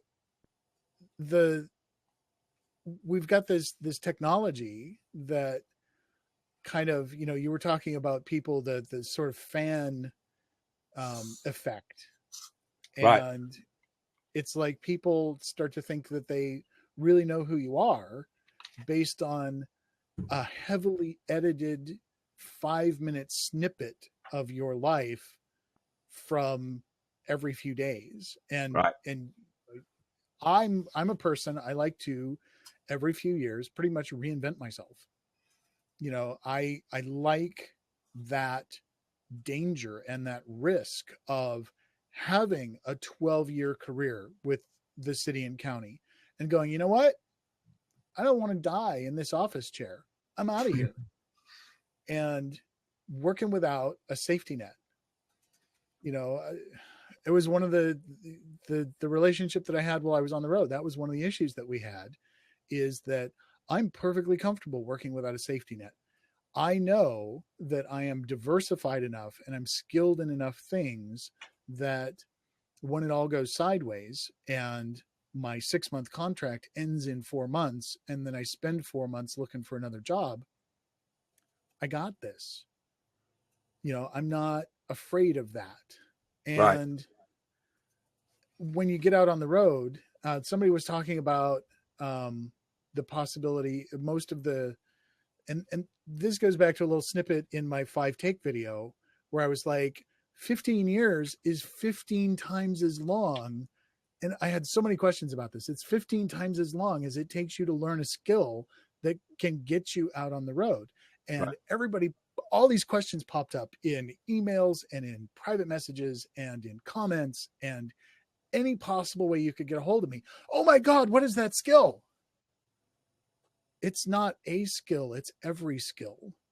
It's learning. It's being willing to go out on YouTube and watch 15, 20, 30 hours of Adobe Premiere or Adobe After Effects tutorial videos. Right. And you follow along and you build the thing they're building, and then you tweak it the way you would like it, and you develop your own style and you develop kind of a niche. And pretty soon, and this is the key to being successful. My tagline is, who told you that having a job is the best way to make a living? It's a Seth Godin quote. I love it. I think that whole success thing is something that you have to really tap into really quickly in your life, because your life can get really skewed if you're just thinking about success all the time. You can miss out on so many memories, friendships. If you're defining your life on, some other person's interpretation of what success is, then things can go wrong really quickly, I found. And I found that's another one of my favorite quotes. Just being content is huge to me. Huge. Yeah. That is my, and I don't mean apathetic. I mean being content that I'm running at the frequency that I should run at. Open to learning new abilities, learning new stuff. And my success for me is being open to those encounters, those connections, and being useful in the moment and create. People bang on about value. We never really talk about deconstruct value, what value means. I had a bit of a conversation about this the other day, but I've realized that it starts with us in terms of our authenticity. We know when stuff's bullshit. We've been oversold, oversaturated. You only have to see the way that the adoption of people watching YouTube content, watching online video. Nobody wants to watch television anymore. Nobody wants to watch that shit. It's like ordained kind of formulaic linear stuff. People want connection with another human being. They want to have that authentic conversation. We want to find purpose in it. It's the sliding scale of being a human being. We want connection. We want to reach out with different people. Success to me is getting up every day and still breathing, and having milk and eggs is kind of pretty crucial as well on the grand scheme of things. And whiskey. One of the things that blew me away is, that's the question we didn't ask. What are you drinking? Tullamore Dew. Is it Tullamore Dew? Yeah, I think that's how you pronounce it. I normally like black Bushmills, which is an Irish whiskey from 1802, a distillery in Ireland. But whiskey tonight. Love that. Bushmills black. Bushmills is my favorite whiskey. I don't know why, but it's super smooth. I'm not really into moving around into different whiskeys. If I can get my chance to have that, I will drink that. But going back quickly, finishing off this question from Cade, this full timer stuff. I think you should concentrate. I don't know how old you are, Cade, but like from your profile picture, you look quite young. I would say think about in 5 years' time or 10 years' time, the way that the internet and technology has changed in the last 10 years alone has just been staggering. People who said they would never have a mobile phone or never have a smartphone or a computer, even a laptop, now have computers. Like in the last 2 years, people have like just suddenly adopted this stuff. So I would say spend your time, like almost try and have in your tool belt, your tool set, the ability to be a digital PA. And what I mean by that is have the ability to help other people in terms of bring up their skill level, educate other people, because you're not going to have anybody to sell to if they don't understand the stuff. You know, it's all very well like saying, oh, you need to learn how to code in this. But like, if they don't even know how to turn the computer on, or they're scared of it, or they don't know the variables of actually using something, they're never going to be a customer, they're never going to be a client. So I think kind of don't focus on just one particular niche and one particular online revenue stream. Learn a load, like literally pick 4 or 5 things and learn them for 6 months solid. I would say would hold you in good stead. Yeah, I would agree. There was a time when in order to make a living in a trade, you had to go and you had to find somebody who would teach you, and you would have to apprentice yourself to them. And you would spend 2 years fetching the buckets of water before they would even teach you the first thing. Right. And, 5, 6 years, 7 years, 10 years into this, they will have taught you all of the skills that you need to go out and do this trade on your own. But they've kept all the best stuff for themselves. Because even to this day, it's true that the vast majority of people die within 100 miles of where they were born.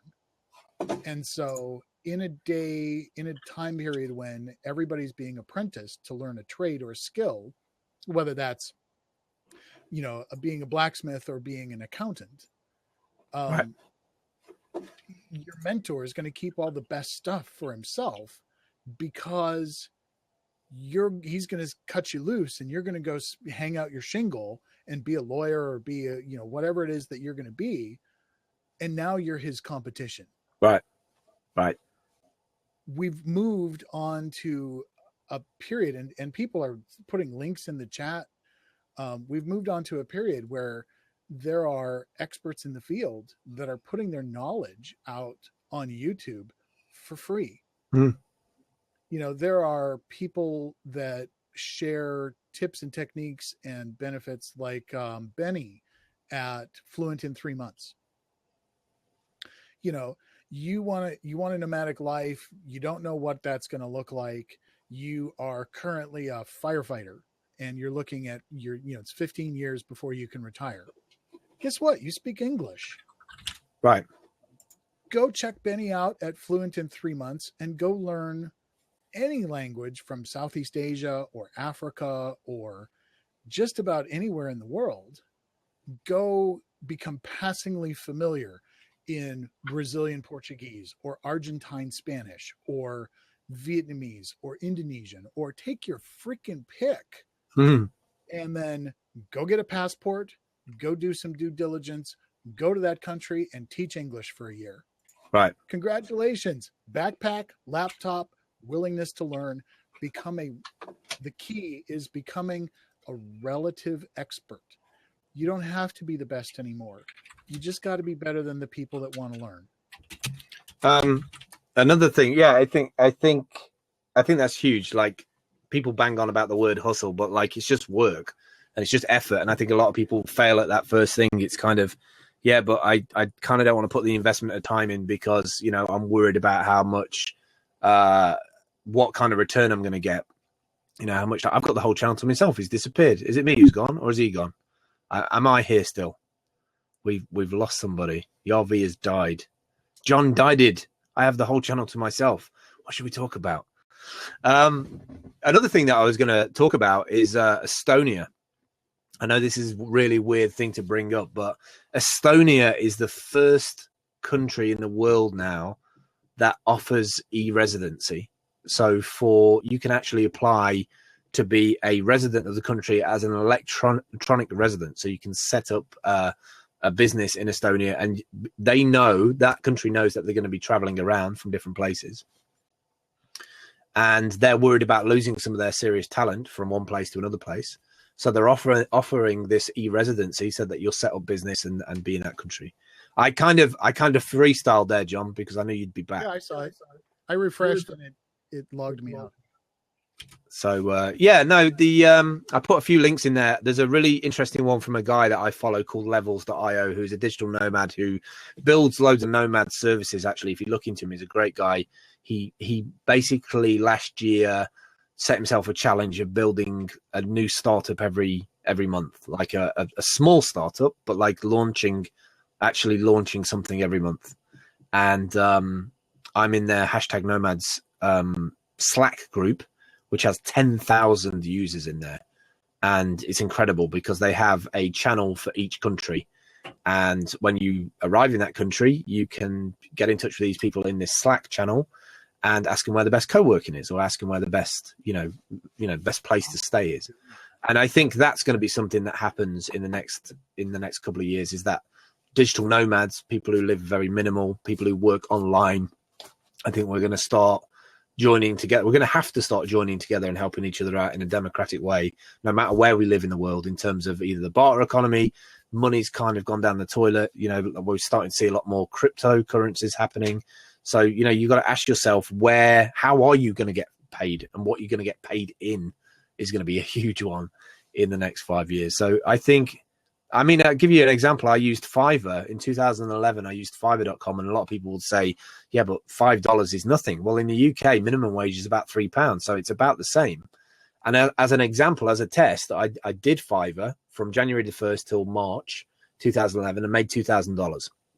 And the way I made $2,000 is I had a gig, which was me sitting in front of a green screen, and I would review people's websites and tell them what was wrong with it, what worked, what didn't work, if it was slow, various, something above the fold or below the fold, or they didn't have a subscribe button on it. And for 3 minutes, for $5, I would just tell them about this. I would have their site behind me on the green screen, which I could scroll around. And I used to have people come back to me and say, thanks for your advice and being so honest. It was like a virtual visitor that they've never met or never talked to. And I had so many people thank me for them not spending thousands more dollars on a designer or a developer, putting more money to something that wasn't going anywhere. So I think that's going to be a huge service as well in the next couple of years, is being absolutely straight and direct with people. Like, people are going to want to make their money and their assets and their time go further for the right things. And if you're not educated about this digital stuff and you don't understand how it works, you need to start getting people in a group. You need to start getting a group of people together like that become your tool set for living online, Hey, KDFA, how you doing, dude? KDFA is a guy that I've known on the internet for well over 8 years. Like that, if you want legacy, there's legacy there. He's a guy from France that we met on a video chat service called Seismic, very early video chat, way before Blab. And, that's that's where you need to be. You need to have people who have been following you on Facebook and Twitter for, nearly a decade. We've nearly known each other a decade. And the thing is about KDFA, if I was ever in France or if I was ever in Europe nearby to him, I know I can meet up with him because I know enough about him and his family and his job. And it's that consistency of connection that's important. It's not about banging out loads of YouTube content. It's not about having the most successful channel or feeling like you're a success. It's about connections, and it's about authentic connections between people, I think. Somebody wants to play devil's advocate. Yeah, let's do that. We'll do devil's advocate. Can we do that question there? That sounds good. Yeah, go ahead and pull it up, because cool. When I restarted, I lost all the questions. All right. If I could play devil's advocate for just, I'm going to do this one. There's loads of questions on the left. Somebody says Estonia as if it's somewhere in the States, but it's Estonia. If I could play devil's advocate for just a moment, I've seen documentaries BBC regarding reviews and how it's getting a bad rap. How has that affected your income? To be honest, it's something that I've never really worked out in the UK, but we have a really bad view of digital working and working remotely. And I'm not really sure what it is. I'm not sure if it's the council's investment or if it's the media groups that don't want disruptive elements, as in people like not traveling into the city centres, or proprietors or landlords who have got like portfolios of apartments or flats or business premises, and they don't want people to be remotely working or what. But you have to remember, whenever the media is involved, especially people like the BBC, which is funded by taxpayers in the UK from, that we have a TV licensing thing here in the UK. We have to pay a TV license. If you have a TV set, you have to pay a license to receive TV channels on it. And that money goes into various programming. I don't have a TV set. I don't have a TV license. All my content that I watch is from the internet. And I kind of don't, I live out in the real world.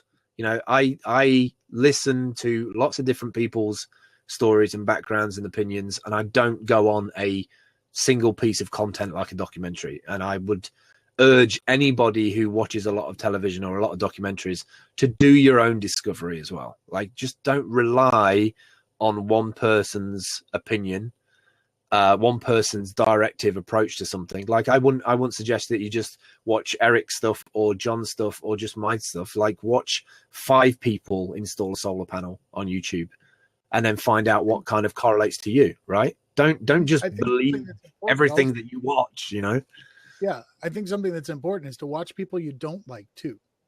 Yeah. I mean, I would how stay they away go from about people that you find boring, but because if you just find them dull and not interesting, but subscribe to people who challenge your beliefs. Subscribe to people who make you angry. You're like, oh God, how could you be so stupid? But take that opportunity to listen to what they're saying and deconstruct what it is they're saying and why, and figure out why it is that they make you angry. Because there may be, like I said earlier, I enjoy rebuilding myself, remaking myself, reinventing myself. Right. Every few years. And that's part of that process, is challenging the things that you currently believe to make sure that they're still valid. Yeah, at one point I liked Nickelback, and then I challenged that belief and found that they're actually kind of a dull band. I think also, you can get, I think that's the thing that I changed very quickly, is that I can't just be a consumer all the time. It creates an apathy in me that I just wait on somebody else's information to dictate how my life runs. And I just can't be that person in my life. We're on this spinning rock for a predetermined amount of time. Like, get the most out of it you can. Be realistic, be authentic on the route, and it will serve you well. Like, if you just believe a documentary for it, I mean, factual stuff, awesome. Like factual stuff that's been like cross-referenced and checked, brilliant. But the thing is, you have to take into account that we are living in the most disruptive times that I think we've ever lived in terms of technology and global warming and food, and just the crossovers are crazy, and it's changing on an hourly basis. And I've I correlate the information that I see on a day-to-day, hourly basis when I'm out there in the real world, you know, and I think everybody should be the same. You can't judge a country on a documentary, you know. Like, perfect example was the volunteer work that I did in New York. I literally did a search for volunteer work in New York on Google, found this amazing website where I could put the team name in, book us in for the day. We turned up at the place. They had a proper table. They had a secure cabinet to put your clothes. They sat down there for 20 minutes. They told us about the project, and it's been running for 30 years, sorry. And we did 4 hours, you know, prep in the middle of Harlem. And it was this like food kitchen, and we like served 90 different people. And I wanted to do that here in the UK. So like, why, you know, sometimes you have to go out of your comfort zone. Like, it can be too easy sometimes to like live in that comfort zone. And the moment you sort of like, you must have heard that expression of like, do something every day that scares you. Like, I don't do everything like something every day that scares me, because I don't have the resources to do it. But if I did, I would. And I think if you really want to do something in life, breaking the apathy of your mundane everyday routine, where it's all about changing behaviors, super about changing behaviors for me. Like, and understanding that the best person to self-hack yourself is you. You can protect all of that stuff and pretend that you're doing stuff and making things happen, when really you're just creating another level, another barrier of not doing it. Okay, next question. Oh, this is my favorite question, and I've been waiting for this. Gatorbait Bill. That's awesome. So now I've turned into a live voiceover guy because I have a British accent. That is amazing. What's all this then? Is that good enough for you? Is that right? What's all this then? What is all this then? What's all this then? And now for something completely different. You know what? For something completely different. I would love to see Eric Idle and Russell Brand. Paddy. Eric Idle, Russell Brand, father-son buddy comedy. That'd be amazing. Wouldn't that be just, yeah. That would be amazing. That would be amazing. Yeah. I can imagine them two would be just hilarious. Hilarious. Like, especially if you picked some old kind of TV series, like a UK old TV series and a US one, and kind of did some kind of like hybrid crossover, so that you had different, you know, you have different sides of the ponds in terms of remembering the history of the comedy, and just have those guys as the figureheads of it. That'd be good. Oh yeah. Russell Brand, Eric Idle, both versions of The Office. Yeah, I remember Benny Hill. Somebody just said also Benny Hill. Benny Hill was and I think that's how a lot of Americans see the UK and Brits, in that we're like this eccentric kind of, and we are. Don't get me wrong. We, on the majority, I would say, you know, most Brits are quite eccentric, and it's a kind of stupid, almost idiotic kind of comedy. Yeah, and you know, and I think that's a testament to the way that, even though we're a small little country, we've had so much, like, even though we don't talk about the empire, we've had so much influence in the world, is because like we can laugh at ourselves quite easily, you know. And I think Benny Hill was the perfect like fuel and ammunition to that. Jace's Bucks. Phil Campbell, in the huge contrast between the USA and the UK, are there things you wish you could adopt from one to the other? That's an awesome question. Shit. Yeah, that's really good. That's really good. I don't know where to start with that. I feel like I should give you a top 5 from both of that, really, but that's a great question. Go for it.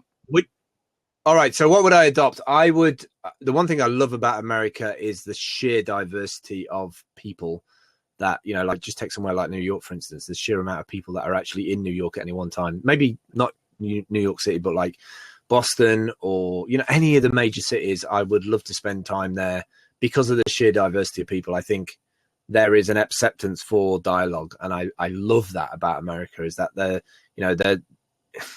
you know, like, you might be seen around the world as this kind of like massive big superpower, but I think it's one of the amazing things that America has is, you know, I can go into a place and have an open dialogue with somebody at a bar in the UK, we're a little bit kind of, cagey. We don't really know who people are. We want to get to know them first. I've had so many conversations in the States where I've just walked into a place and just got straight into a conversation, and, we've kept in touch, and, we've emailed. So I would love to have more of that in the UK. I would love to have more like acceptance of each other. I think just acceptance on a human level, what other contrast thing? Can I interject the piece of Britain that I would like to have in the US? Sure, of course you can. Yeah, it's your show.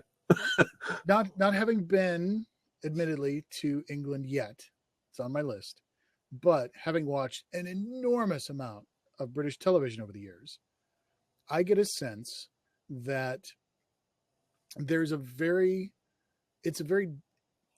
not that racism doesn't exist in England, but it's a very different kind of racism where, the fact that, from Doctor Who, the fact that Rose Tyler's boyfriend is black, not even a blip on the radar. What was the show about a chef years ago? Kind of a drama. Hello Chef, something like that. Okay. Main character, also black. Not even a blip on the radar.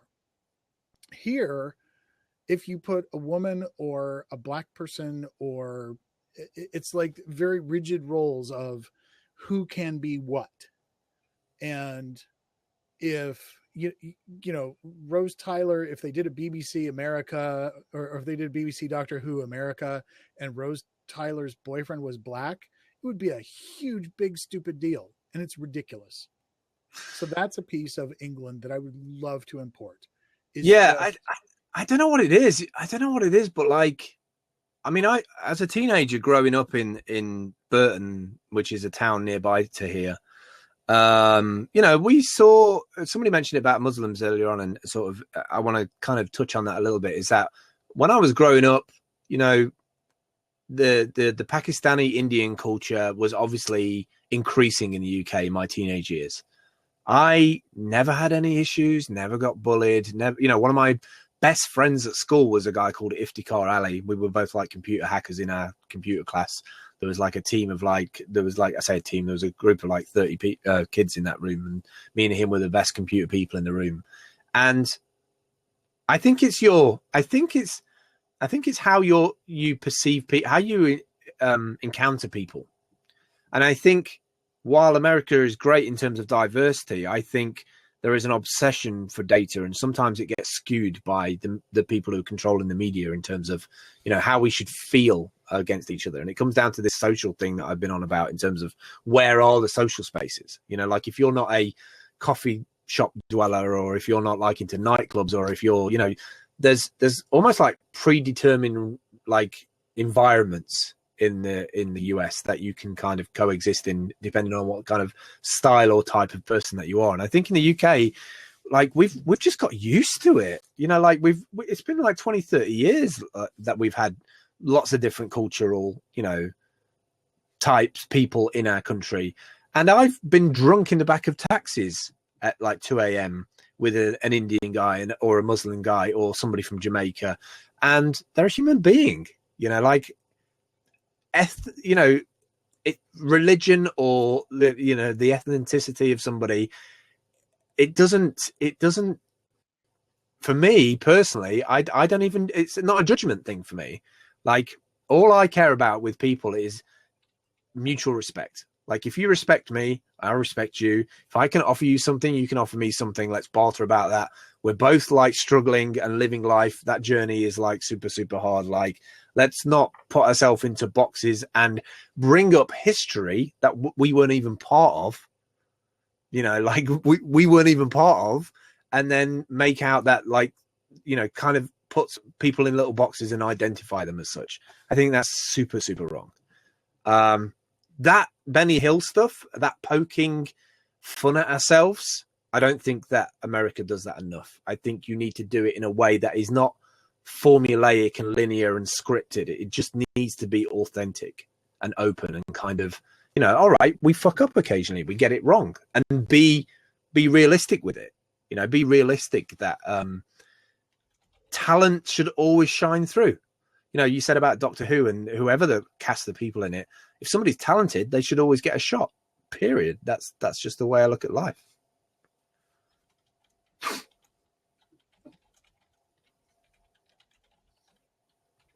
I think we lost John. I think I sent him into a time warp. Oh, he's back. No, I was having a little side conversation. Somebody was saying that the only thing that should be sorted by color is laundry. I'm terrible like that. I don't even wear the right. I wear odd socks. Press number 1 if you wear odd socks. Like put a 1 in the chat if you like. Yes, here we go. We've got 1-1. Like if you don't have socks that match. Like what is it with socks? Socks like just disappear. Like I have socks that I buy a pack of 10 socks that match, and in 2 months, like I can't find them. They're gone. Like what is that? I want to answer this question. This is a good one, if you don't mind, John. If you want to, go for it. Jace Bucks. Phil Campbell, please excuse me for saying sometimes the consensus is that the Brits can be a bit pompous and rigid. What is a stereotype that the UK has of Americans? Yeah, right. I agree with you. I think Brits can be very, very, very, very, very pompous and rigid, and that's because you have a similar problem in the US. I think half of the people in the US don't have a passport. And I think there's a huge amount in the UK that don't have a passport. So like, if you're not mingling and traveling with other people from different cultures, you can be very country specific, like, oh, those people overseas, they're this, they're that, they're loud and brash. The stereotype would be of Americans, they're loud and brash. But I don't see it like that. I see Americans of being brave and having a go, whereas Brits would be kind of like, oh, no, that's not for us. But then secretly they would go and do it.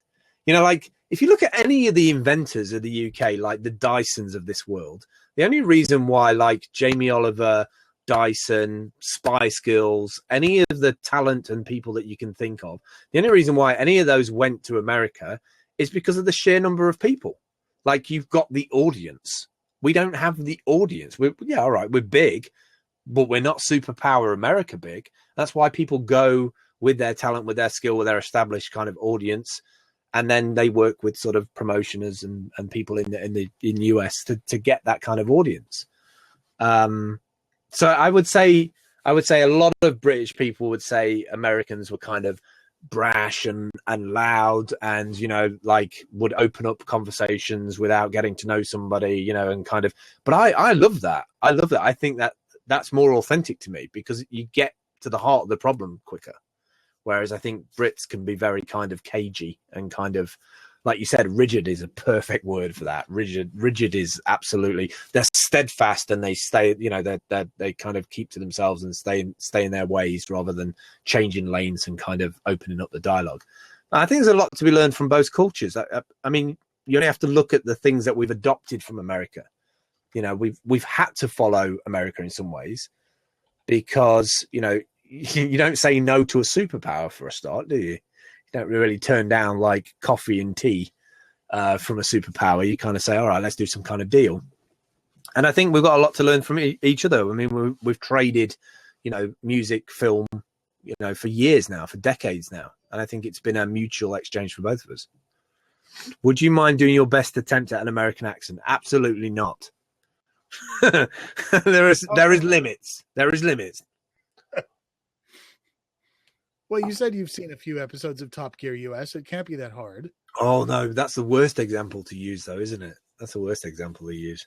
No, I'm no good at accents. There's one thing I can't do is accents. I'm sorry. Yeah, when we were talking last night, we were talking about the difference between Top Gear UK, which has got 3 presenters, the highest pitched voice, the highest pitched voice is roughly in my range. And the 3 American presenters, all 3 of them have this very high-pitched American voice, and they just don't have that sort of pitch of authority that Jeremy Clarkson has. Yeah, I think, but the thing is, if you think about it, that's kind of what YouTubers are like. Why is it that? I mean, if you really strip it back, people are putting up the same kind of content, especially when it comes to video blogs. Why do people watch one video blog over another? Is it because you become comfortable with that person or the information that they're giving out? But like the voice and the mannerisms and behavior, that's the stuff that you watch because it becomes interesting. Like it's that whole thing about the ice cream stuff in Oklahoma. You know, I couldn't understand why this girl was giving me free tickets to have ice cream, and she kept asking me to say certain words over and over again because she doesn't hear it. She doesn't hear a Brit in Oklahoma City every day. It just doesn't happen. So like if you transpose that a little bit, it's just entertainment for people, really. It's like somebody from somewhere else that speaks a little bit funny or different or has a dialect or like the tone goes high or low. And it's funny that you think that Jeremy Clarkson, because of his deep voice, has authority. I find that super interesting. And I think that's the difference is when you've been used to just listening to the same thing over and over again, when somebody walks into a bar who's Scottish or Welsh or, you know, like from a different, you're constantly like, you need to sort of gravitate towards it. It's just a difference of thing. And that's what makes YouTube channels so interesting, vlogs interesting, is that they're the same kind of content, you know, that everybody's got the same kind of struggle on a day-to-day thing, but it's the different kind of like vocal range in people that people have and the way they deliver it, I guess. Jace, with another amazing question. If there's one thing you could ask Americans, and we've got a whole bunch, we've got 70, 65. Wow. If you could ask Americans, and we've got like 1, 2, 3, 4, 5, so yeah, we got like 66 Americans here. What one thing would you ask that would normally be uncomfortable or unacceptable in a normal setting? What would that question be? Wow, Jesus Christ!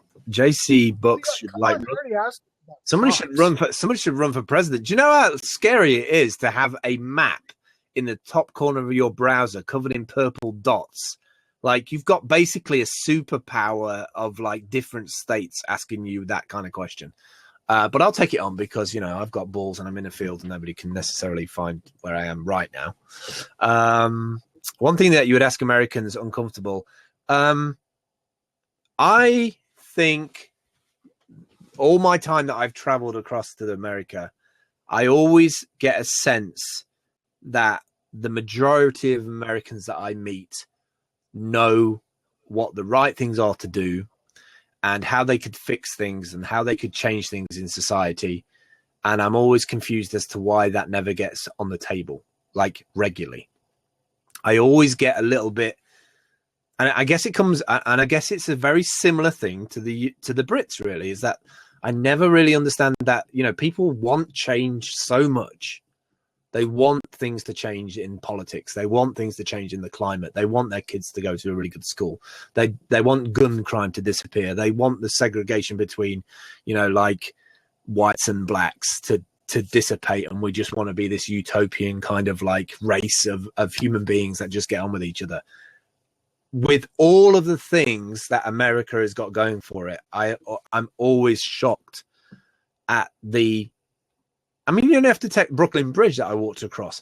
That in itself is an audacity statement of like 1,000,000% to build a bridge, engineer a bridge of that kind of like, it's just staggering piece of engineering. In how old is the Brooklyn Bridge? A long time. I mean, it was just like a revelation, like when it was built. So like, I guess my thing would be, how does a country that has so much audacity in terms of having a go can then also get it so wrong?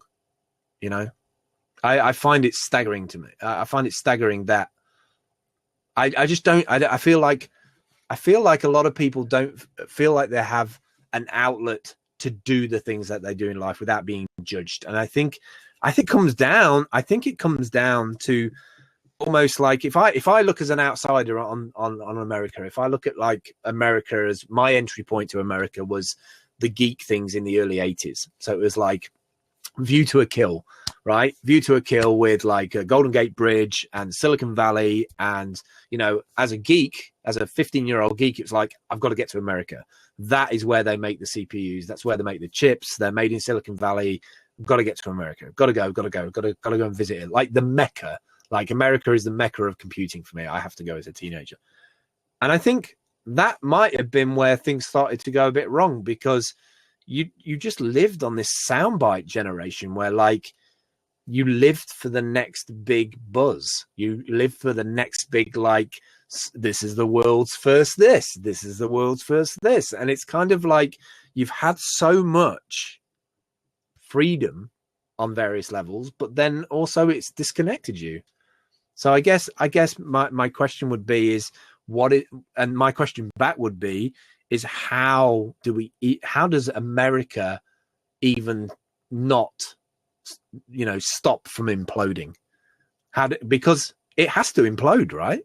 It has to implode at some point, because it can't sustain that. It just simply can't sustain the way the world is, the way the country is. It's just, you're all spread out. If you all kind of like move together a bit more, you'd only need like 6 states instead of like 54 or whatever it is that you have. Like you're all spread out. You've got like trucks going across the country all the time, delivering water from one place to another in plastic bottles. It's like you have all these amazing distribution systems and flights that land on time and shit, and trains that arrive on time. And yet, whoa. Now you've not trains. Not trains. All right. Maybe not trains. Yeah. Trains are a bit of a dark. We won't go on to trains, although I do want to do some train stuff. So yeah, I think to flip that question on its head, that's the uncomfortable thing, is that I'm always blown away by the, the intensity and the audacity of America in terms of like, yeah, we can do that. We can put a ship on, we can build a spacecraft and stick it on the moon. We can do that. We can have a go. And yet on the flip side of that, when it comes to the people, there is no, I don't see where it's almost like we've got what I want. We've got what we wanted. We're okay. And I think that's been the damaging side of the audacity of like chasing that American dream, I think, for me personally. I've been watching the comments over on the left side, and people have said it's texting. Text speak is killing America. Political correctness is killing America. Lots and lots of different answers. And I'm going to offer up an answer to your question that I think touches a little bit on human nature.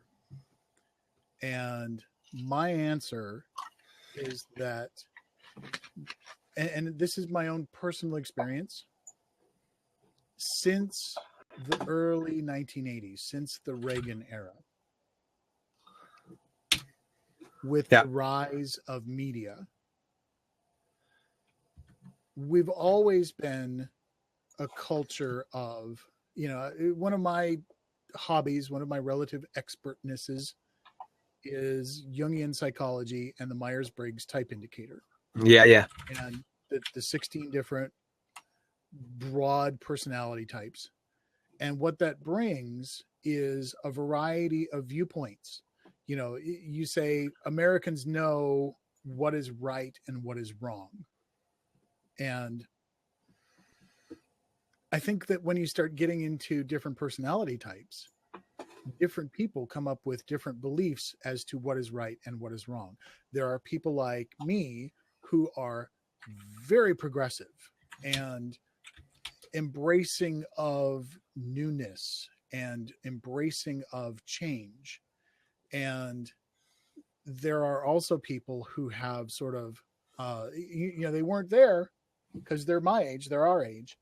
So they weren't there, but they have this sort of Leave It to Beaver rose-colored glasses view of what things were like in the 30s, the 40s, and the 50s. Traditional, woman stays home, man works, supports the family, et cetera, et cetera, et cetera. And I think it's very natural for us to have these incredibly different viewpoints and incredibly different beliefs and oppositional beliefs of what constitutes right.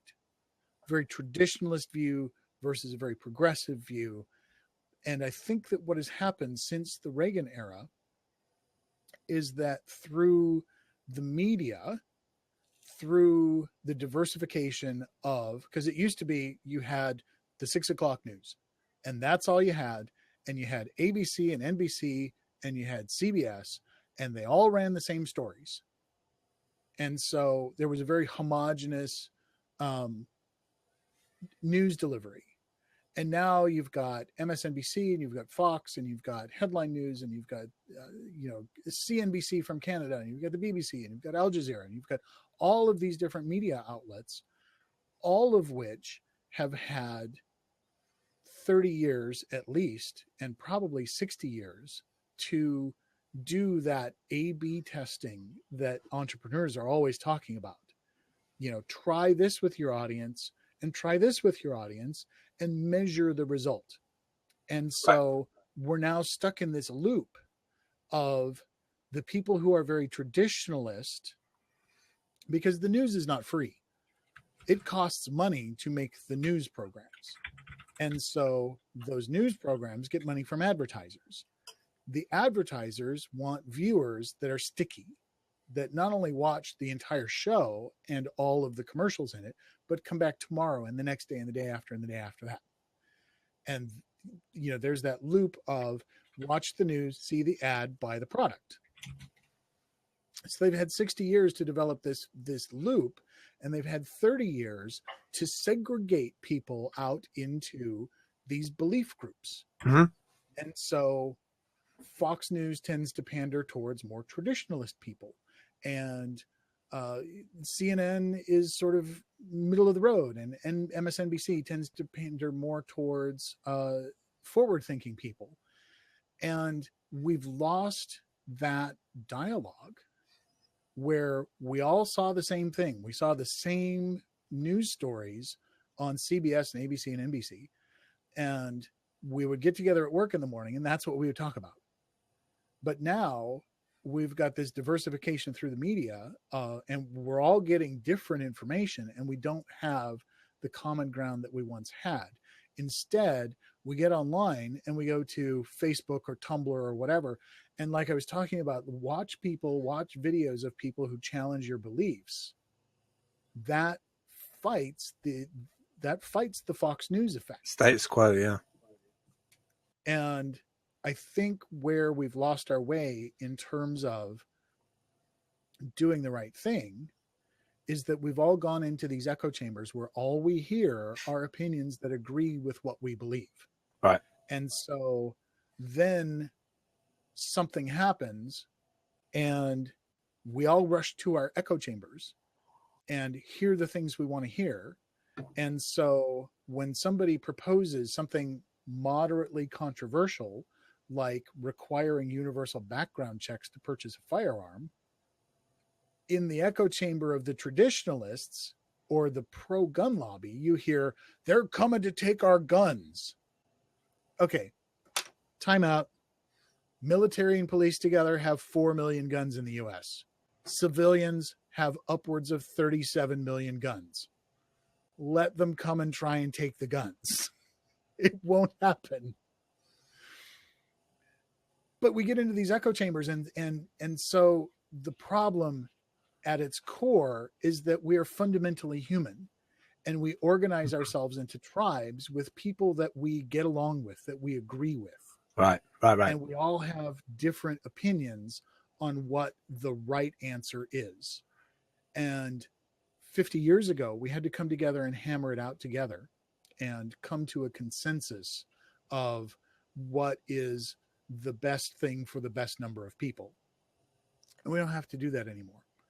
We just get at the local level, at the national level, we get partisan infighting and bickering and no compromise, take no prisoners. And I think that's the problem, is that we are fundamentally human.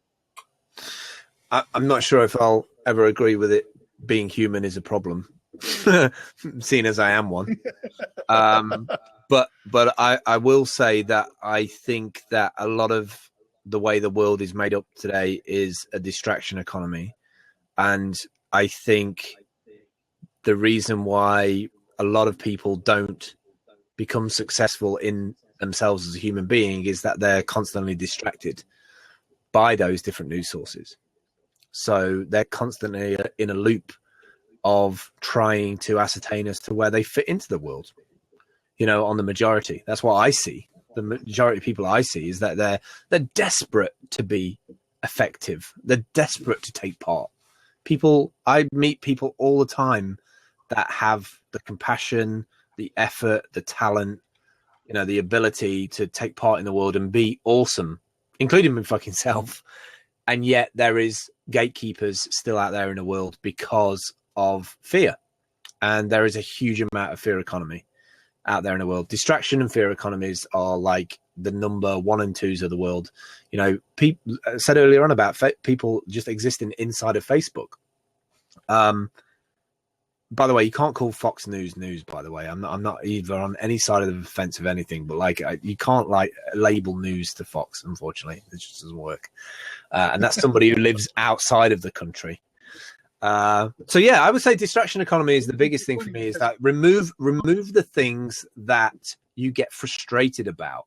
Don't just go, oh, well, things are just getting worse. Things are just getting worse.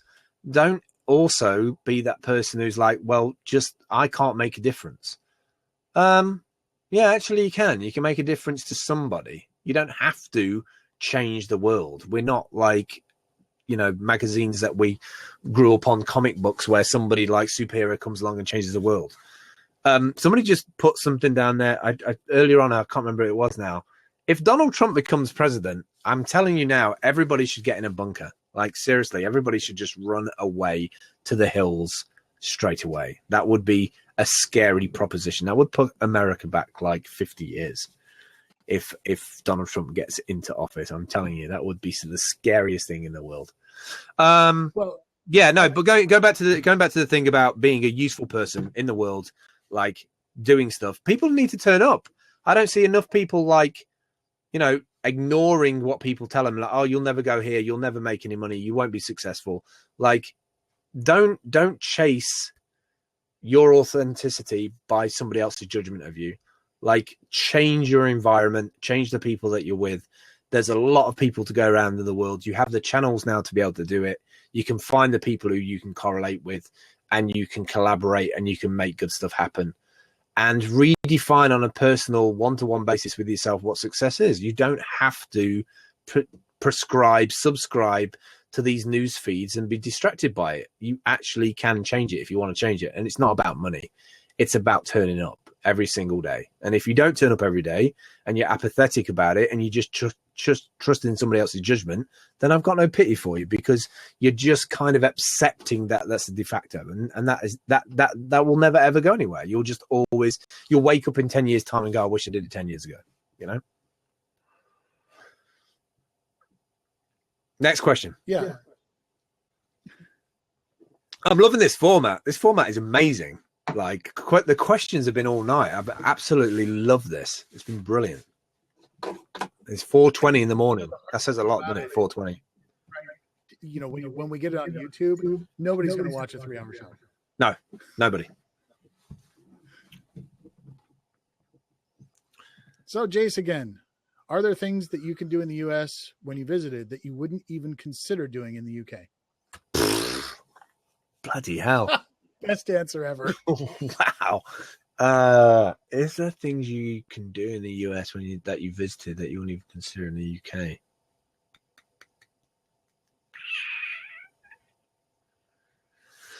I'm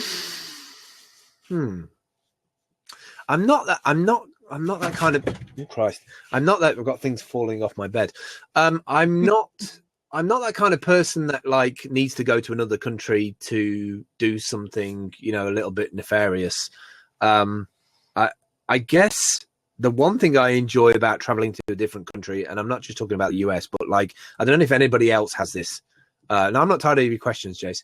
I don't know if anybody else has this about them as well. But when I travel to a different country, I feel almost like I'm leaving behind all of the judgment that I have in my own country.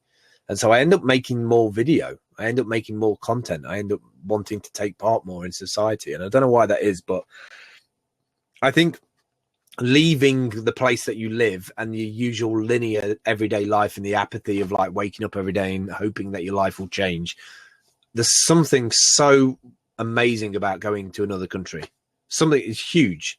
Like that's the only thing that I love about, that's the only thing that I challenging myself when I go to another country to be more present on a day-to-day basis. I think that's the wonders of traveling. Like, I think that's the reason why RVers and digital nomads travel and they have wanderlust, is that they can't wait to see new things and engage with new people.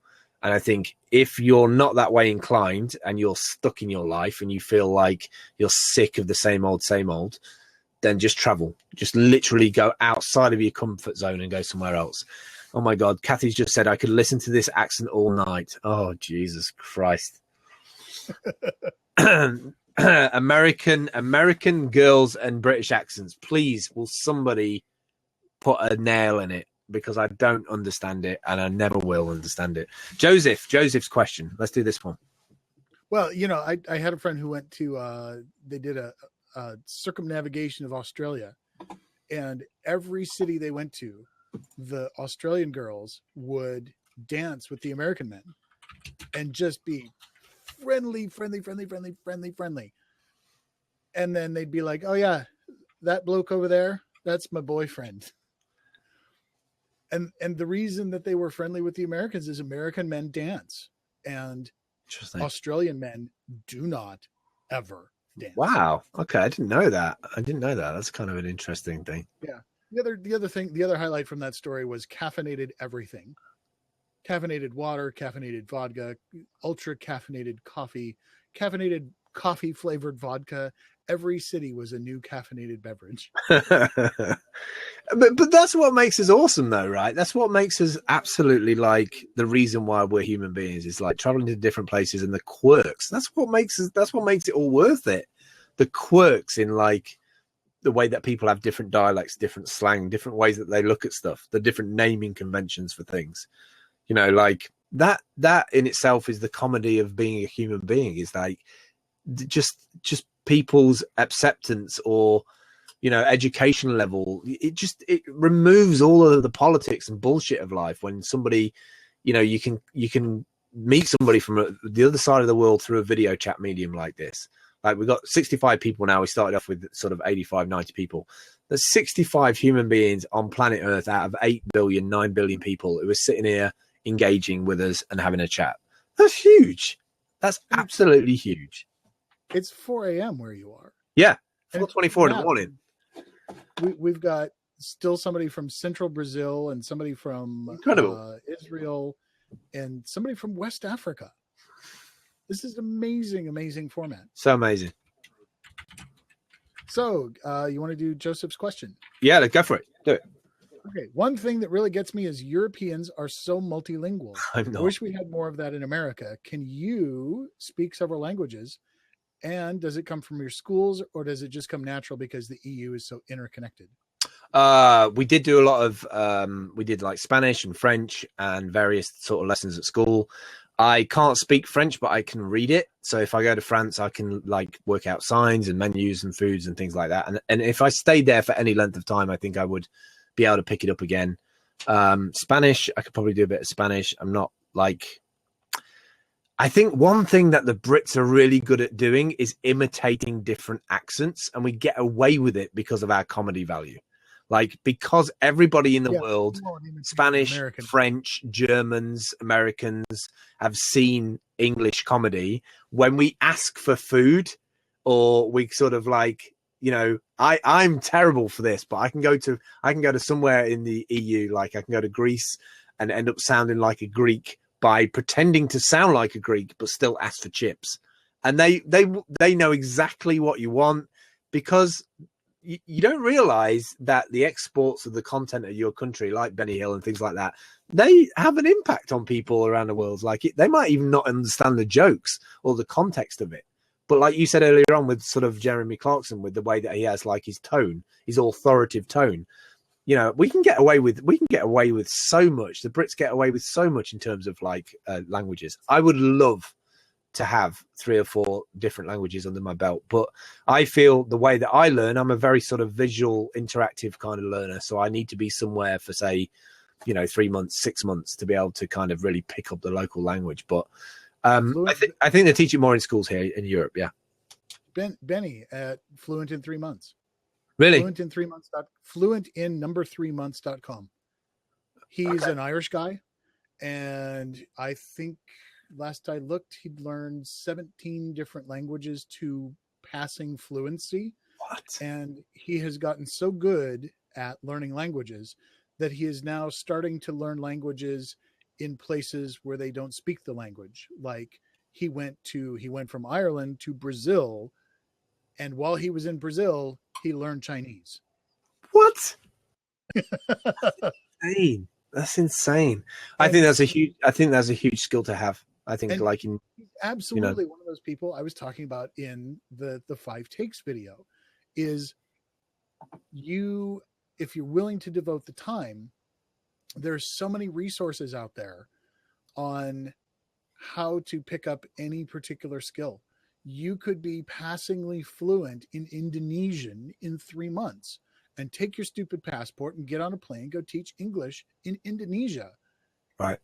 There's your nomad life. Yeah, the world's your oyster in that thing. But also, an important point that I would put across here, John, is that it's not just about you learning a language that you're okay. It's not just about learning a language so you can go to Thailand and teach English. Like, take 20% of your life that you're going to go. You're reinventing yourself because you want a better life. You want to educate. You want to give something back. But I think this is the common global problem that we have, is that nobody is having a conversation about greed. Nobody's having that conversation on a global scale about survival. And somebody somewhere in Europe is putting extra zeros on an Excel spreadsheet somewhere and saying that we've got resources that we don't have anymore. Right? If you're going to do that stuff and enjoy your life, please, literally get up off your chair after this video chat, not before. Stay, don't go anywhere. But if you're going to go out into the world and do something different with your life and enjoy your life and learn new skills, don't forget that 10%, 20% of your life are giving back to somebody else so they can do it as well. Because I think that's a huge problem in the world, is that we have, there is not a democracy of education and wealth distribution. And I think it's killing us globally. I think it's killing us. And I think we need to kind of use the social media stuff that we do, the connection with each other, to be able to balance that stuff out. And we have the ability to do that now, if you just take part and turn up on a daily basis. I agree. Very, very much so. JS Gilbert's in the room. Hello, JS. How are you? Next one. Phil Campbell, is there much difference in RVing here versus there? And which would you say is better? Explain why, to be honest. I don't know. Why would I not be honest? For a start, why would I not be honest? I like the fact that you put honest on the end of it. Like I was going to lie to you. I've been lying in all these questions all night. I'm good, Gilbert. I'm very good. I would say that America is so much better for RV life because you've got such big open roads. You've got so much space. You've got so much scenery. You've got, that's the one thing I love about America, is that as somebody who needs space to reflect and take time out, the fact that I can fly into an airport, internationally fly into an airport and hire a car and drive out for an hour and be away from effectively feel like I'm away from the rest of the world is huge. It's huge. Well, you can fly into Phoenix and jump in your car and drive 2.5 hours to Quartzsite and be in the middle of tens of thousands of square miles of government owned, which means it belongs to the people, Bureau of Land Management land, where you can get, it's like $180 for the year. And they have 6 or 7 different special zones where you can stay up to 6 months. Wow. Just on land that the people own. And there's nothing even remotely like that. Yeah. Imagine in jolly old England, if you could just go set up shop in the King's Forest for 6 months, because Yeah, you it can do it. belongs to the king, Yeah, you and can do it. therefore belongs to the people. Yeah, I mean, you'd struggle between towns and cities here to like just park up and just nobody bother you. You'd have police on you left, right, and center. But I think that's the one thing, that's the hugest difference about. Also, you got to remember, there's a culture of it in the US in terms of everybody.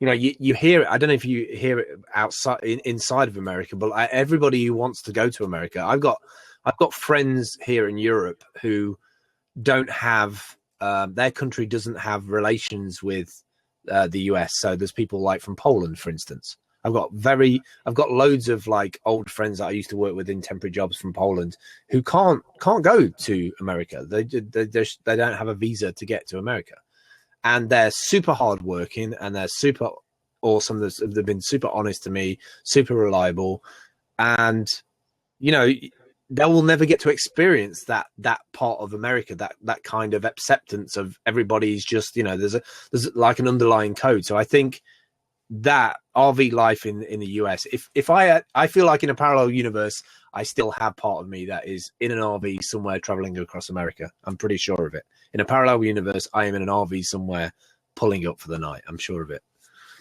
Well, and I will point out that in 10 years you'll be able to. Yeah, with the whole like getting back and forth. Yeah, things will be. Well, who will be off to university and. Right, true. That's absolutely true. That's absolutely true. I think when my daughter's in university, I will be over there. I'm pretty sure of that. Yeah. 4 or 5 years after that, she'll be skipping stones across the ice, showing her kids the awesome. That's it. That is my favorite video of yours. Which ones are the skipping the stones? Yeah, that was skipping awesome. The stones with the frozen lake that made the frozen river that made the awesome. So awesome. Let's get to this question from Steve. I think that's a good one. Okay, Tire Smoke 66, Steve Lowry. What was your favorite food in the States that you cannot get in the UK? There was a place in New York that we went to as a group, and one night we went to a pop-up event, a pop-up place for a company called Try the World, which does these subscription boxes. And across the road was a taco place, and they did these, like, they were $7.50, but I swear to you, I can't remember the name of the company, but it was the best, probably the best thing I will ever eat in my life. It was the most like perfect kind of taco I've ever had in my life. Like ingredients, quality, taste. I'm not. I can have burgers all day long. No gyros. You have to have gyros in Greece, Jace. Gyros in America are, they're okay, but like if you want a gyro, you have to go to Turkey or you have to go somewhere in Greece. But like I would say that there is niche places in the US where there is an organic, almost, I'm going to say the word hipster, but there is a quality in terms of provisioning the ingredients that is just mind blowing. The amount of artistry that goes on in America in terms of having the best product is why I love the food in America. Absolutely love the food in America because of that. Is that everybody's trying to one up from somebody else, and therefore they're getting the best ingredients, they're getting the best quality, and that's the reason why social media works so well in America, is because the whole idea of Yelp, the way that people like recommend places because of the quality, the consistency. That's the reason why people are making money hand over fist in America, because you get the idea of quality product equals quality audience.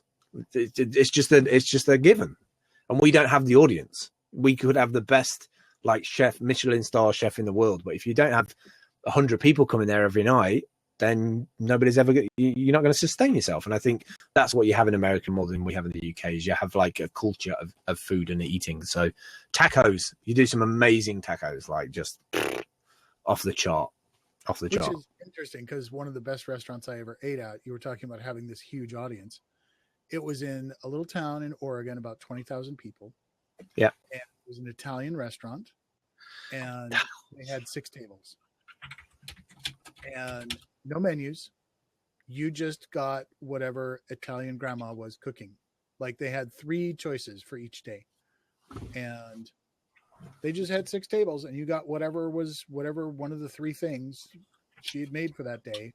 And they were open from like 5 p.m. to 8 p.m., 3 hours a day, and made so much money, ridiculous amount of money.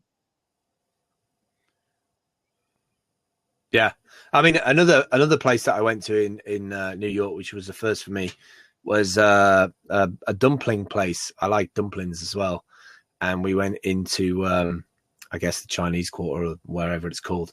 I don't even know what it's called, but like we even got the place wrong. We looked it up on Yelp and we found the place, and there was like a graphic of the outside of the building. It was like, oh yeah, this is the place. So we went inside that place and ordered like just a bunch of dumplings. And they were incredible. They were amazing. And then walked out and realized that we'd gone to the wrong place, and then went into that place and ordered another 8 dumplings. And I was already full, but like just to have that experience, I don't know what it is about America. I don't feel like I could walk the streets of London and do the same thing. And I'm not quite sure what that is. I'm not quite sure what that disconnect is, but I don't think I could do the same thing in London. Maybe it's because of I'm worried about encountering different people in the street, or people not understanding my space, or whatever it may be, or maybe it's just because I'm in a different country and therefore nobody knows who I am, or I feel like nobody knows who I am. I'm seeing loads of like chat. This is the most active blab I've ever been in. It's awesome. Right, next question. Christy McConnell. Tagging into the food idea, what was good that you had in the U.S. that you couldn't believe how it was even popular? What was it good? Those bloody hot dogs with batter on. What the hell is that about? Corn dogs. The corn dogs. Whoever came up with corn dogs needs castrating. Like that's not good. That's not good. That stuff is not good. Like, I mean, people said, what was it good? I mean, I tried one and I ate it, but like, it's not good for you. It's really not good for you in terms of like the grand scale of things. Like that's going to kill people like en masse. You're literally battering something that doesn't need to be battered. You're giving almost a tent to a food that doesn't need a tent. That needs to be eradicated from your whole existence. The corn dog is a ridiculous notion of food. Corn dogs are amazing. No, they're not amazing though, John. They're really not. Come on, think about the best sushi you've had. Think about the tacos that you had. Think about some of the burgers that you've had. Like when you have a corn dog, you know what's going to happen. Like in terms of you eat it and it's an instant regret. At the end of it, it's instant regret. I don't care who you are on the planet, right? If you're from England or from America, like, you know what a corn dog is about. It is a short-term, like, instant hit. And then at the end of it, it's like, oh, my God, I can't believe I ate something on a stick wrapped in batter. It's like, not cool. It's not cool. It should be banned. I think it helps climate change as well, so we should get rid of it.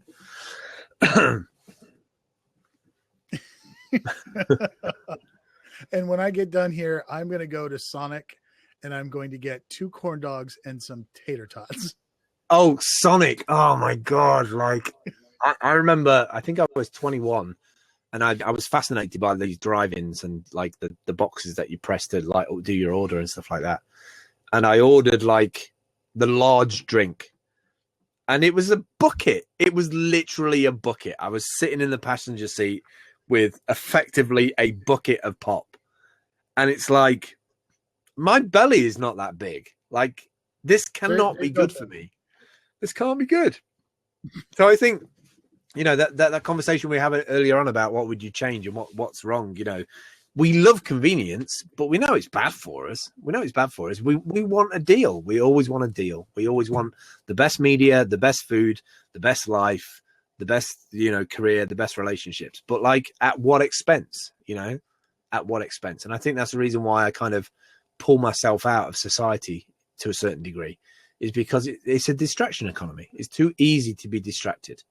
you know, and that's why I love it when I come across some amazing food that is organic, been well made, well researched, lots of effort put into it. Still not good for me, probably in some regards, but like I love the fact that I have the choice, or I can make the choice rather than just be spoon fed. Who keeps on saying tacos because they're fascinated about me saying tacos again? Tacos. Naturally.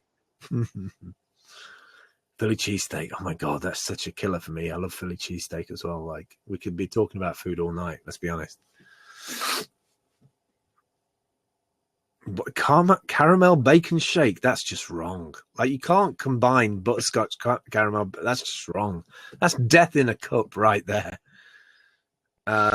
Big Dog was saying, being that you were in Oklahoma and close to Texas and Kansas, did you try any barbecue? That is one reason for me to fundamentally live in a static RV somewhere on the outskirts of Austin or Houston or somewhere like that. I absolutely love the barbecue from Texas. Like, game changer. I know I shouldn't be eating it because meat and all the vegans would go mental, but like, I can't because that meat and bacon and barbecue brisket has passed my lips. I can never take it back. Like, as a human being, I can never not eat meat. And I'm sorry, other human beings on the planet, that I'm destroying our planet by eating brisket, but damn, it tastes so good. And that's half of the problem, isn't it? Like, we have that issue, is that the stuff that we love is effectively killing the environment around us. Like, if there was a better way to engineer brisket in the laboratory and you can convince me it tastes like normal brisket that's been in the smoker for 12 hours, then fantastic. I'll have it all day. Just keep bringing it. Just keep bringing it up. I love barbecue. It's one of my favorites. Is there one thing you dislike about America other than basic things like racism? Customs. I really don't like customs in America, especially Newark Airport. Everybody's a criminal. Everybody's a criminal. Our social customs? No. The customs, the immigration customs, the customs immigration. Oh my God, like, they just want to shoot every Brit that comes through there. They literally don't care about anybody from anywhere else apart from New York or anywhere else. Like, so scary. I remember being 18 and, you know, being super happy and excited that I'd flown sort of 6-7 hours to go to America, and looking up at the screen that was on the wall that said, "Welcome to America." And there was like cowboys and like pictures of like Yosemite and all this stuff. And then walking up to the guy who's like staring at me with a gun and looking at me like, "Why are you here, son?" Like, that's the scariest thing in the world. Like, they do not like anybody from any other country, and they hate their job. So like, they need to give them more money, I think. Oh, that wouldn't help. No, it wouldn't. It absolutely wouldn't help. Everyone in the aviation More in the US. food chat. Cassie Coons, what is your favorite treat? Oof, God, treat. Are we talking snack bars, or are we talking like food in general? Or, God, that's really broad. That's really broad. Okay. I'll dessert. I'll refine Cassie's question a little bit. Okay. I will tack on to Cassie's question. Okay, tack on first. You can tack on, yeah. What is your favorite dessert, and what is your favorite guilty pleasure? The thing that you are embarrassed to admit that you enjoy. Fuck. Oh God. Dessert, I would say. Oh man, I get this like treacle sponge that is like a sponge pudding with treacle on the top of it, and then custard on the top of it, hot custard on the top. That is super decadent. Carrot cake. I kind of like carrot cake. I'm pretty like kind of like carrot cakes. I like cheesecakes. Like, all of these on one particular plate would be fine. You know, like, I'm particular about all of those different things. Cassie asked me a question, and now she's saying no. Like, she has some kind of influence on my dessert taking. I don't know how that works.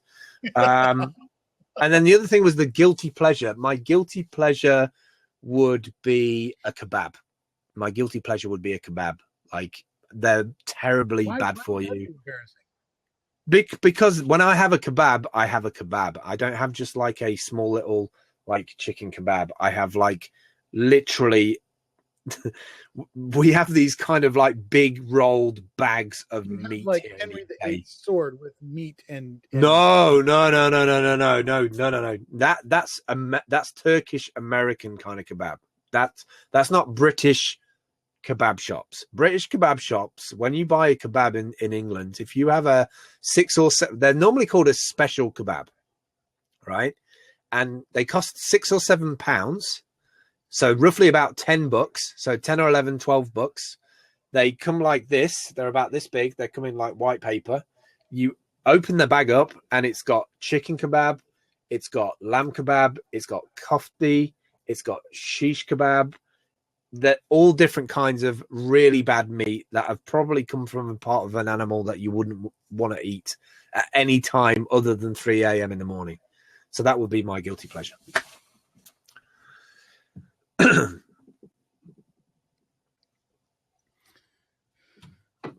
Bob. He's gone a bit mad in the chat, hasn't it?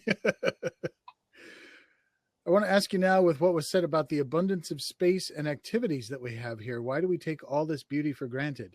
Because we never leave the freaking cities. No, I don't think it's just that. I don't think it's just that. I think, you know, like when every place I've ever been, so like every place that has had like a natural, you know, every city that I've ever been to in the US has got something unique about it, right? Everything's like anywhere you go in the world, like everything's got unique. And every place that I've ever been to, it's really, you're invested in it. You have like the support systems, the money goes into it. There's heritage, and you know, like you're desperate to like extend that history and the legacy, and everything's normally like super tidy. And I just think like you've just got used to like nobody really says no to you. You know, if you think about it, if you really think about it. As a US citizen, when you go to different places, everything is on tap. Like everything is available.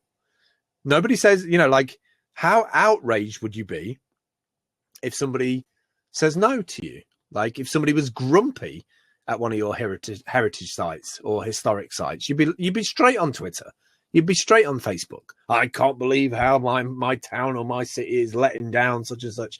So there is an expectation that of quality and performance, and that's one thing that America like even blindly does at the best of times is that you will always do your best to show up because it has an effect on other people in your environment, you know. And I think that's the reason why startup culture does so well in Silicon Valley, even though it's crazy and money gets burnt and the burn rates are crazy and the amount of money that gets spent and Instagram gets bought for $1 billion and all that kind of inflated rubbish that we see on a day-to-day basis.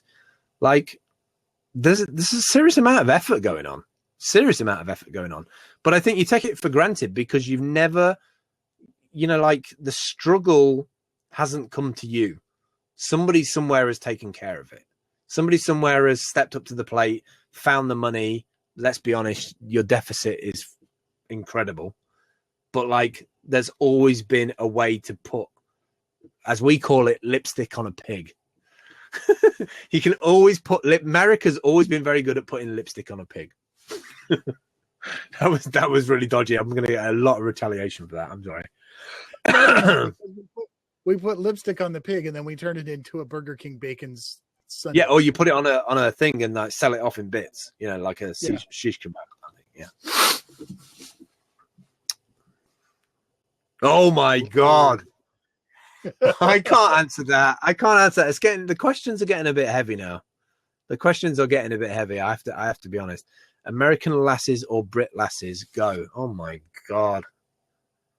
American lasses. Why?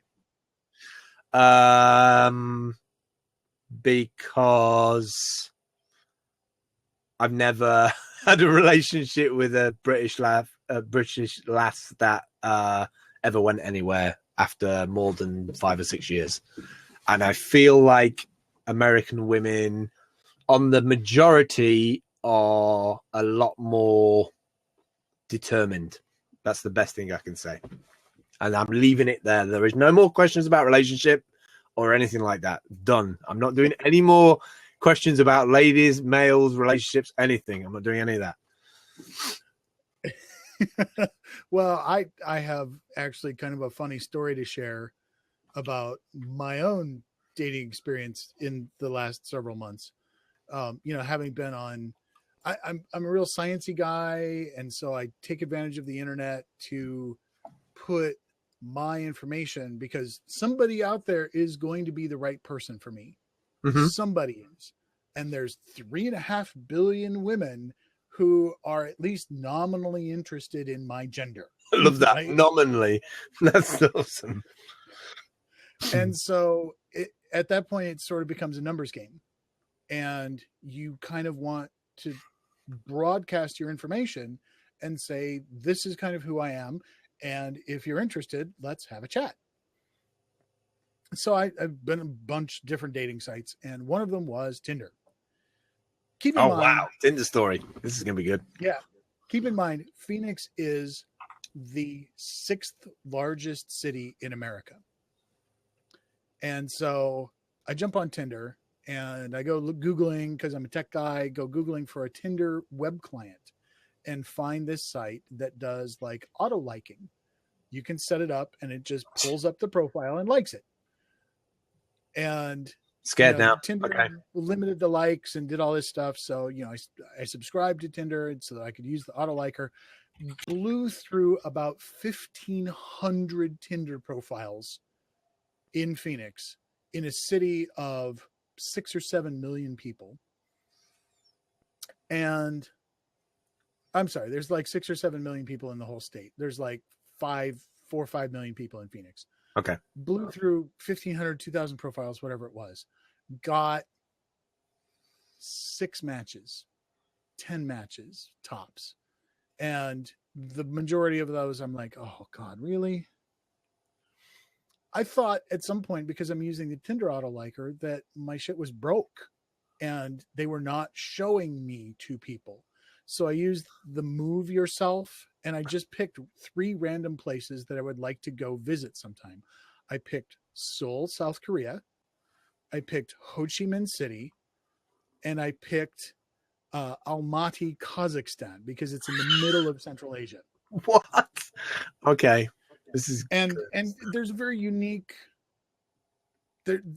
I was on Periscope and I was using the map thing, and I saw all these people online in Central Asia, and became enamored of the culture, because it's a lot of Kazakhstan, particularly Eastern Kazakhstan, is very Asian in its stylings, but the language is Russian. So I go and I start like auto swiping in these 3 random locations. I do like 200 in each location, and I got 30% matches. John, out of every 100 people I liked, I got 30 matches. I've got to stop you, dude. Like, the moment you start using analytics to find your soulmate, it's game over, mate. It's like buying a Nintendo and expecting to get PlayStation 1 graphics out of it. Like, I have never used a dating site. I will never use a dating site. I will never, ever rely on any computer analytics to match me with another human being. Ever, ever, ever, ever. I love technology. I will always love technology. I will love what it can do for us. I will love the fact that we can data crunch stuff and get really cool stuff and analytics in terms of behaviors. But when it comes down to relationships, personal connection, that one-to-one connection. That was my belief, though, was that no technology. All of the analytics and all of the dating sites and everything else were simply a tool to introduce me to somebody so that I could get in the same room with them, somebody who I would not otherwise have met. And then we could have a conversation, and it was up to our individual charm and individuality to make something happen. No. I have a funny story. Why could you not just go somewhere and just hope like serendipity? Because I'm such a fucking introvert. When I go out anywhere, I never talk to anybody. Okay, good. No, that's good. All right. So that for you, that makes more sense to me. Yes. Like if you just started that whole conversation about the introvert stuff, Like, I think technology really helps introverts because you need that kind of social digital crutch of like, I don't want to be here. I don't want to be in this club. I don't want to I don't enjoy this club. This is not my usual, like, where do you meet people? And somebody who's here in this club tonight is not somebody that I'm going to be interested in. Right. Because they like dance clubs and I don't. So there's kind of a funny twist to this story. I have no idea how the story is going to end, but on the 17th of December, Eric and I went to the Star Wars marathon and we saw all 7 Star Wars movies in a row because we're a bunch of big nerds. So while we're sitting there, this guy from the front row gets up and he comes around and he says, I have a friend and we've come to the movie and they've had neck surgery and they're having difficulty staring at the screen like this. And are either of these seats next to you guys taken? And we're like, no, whatever. And so they go back down and they get their friend and they come back up. And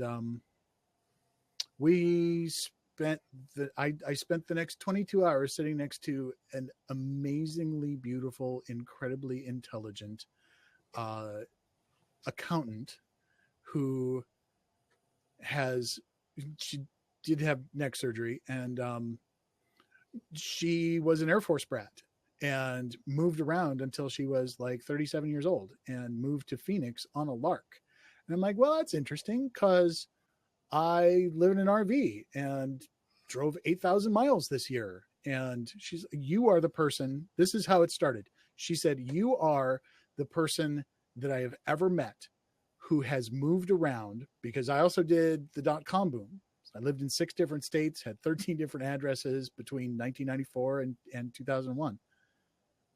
And she said, you have moved around almost as much as I have.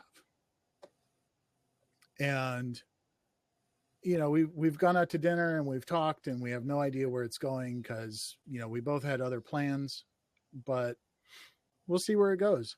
And so for all of my analytics and all of my dating sites and everything else, I may possibly have met a long-term relationship partner if the stars align, because they randomly wound up sitting next to me at a Star Wars marathon.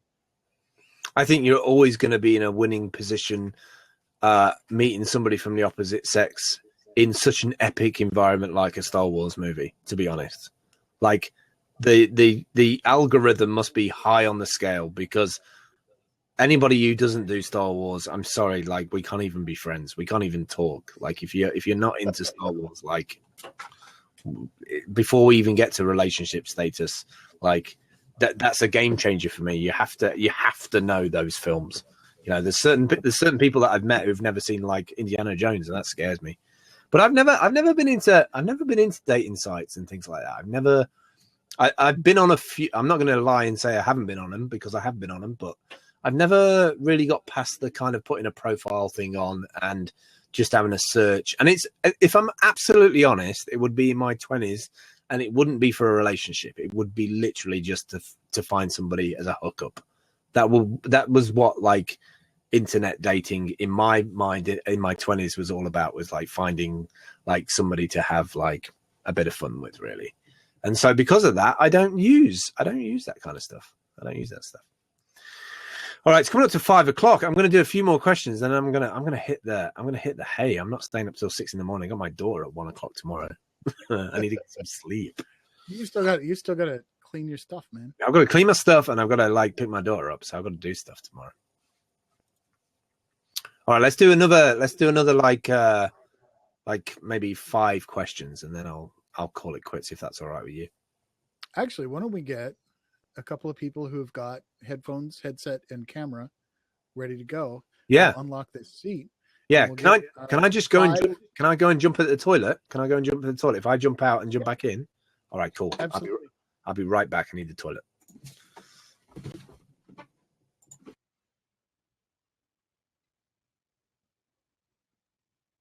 Yeah, don't jump in the toilet. Well, Hello, and welcome to the podcast. What's happening now? We restarted. We restarted. So you have 10 seconds to find a good shelter because the self-destruct sequence has just been started. Something's beeping. There's a red button. Is something going to explode?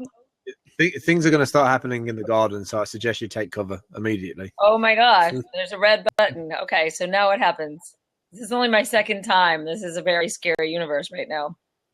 You're all right. You're in safe hands with John. John is like the captain of safe hands. I'm presuming you had a question or a comment for Phil, and you were talking about wanting to bring the female perspective. So go.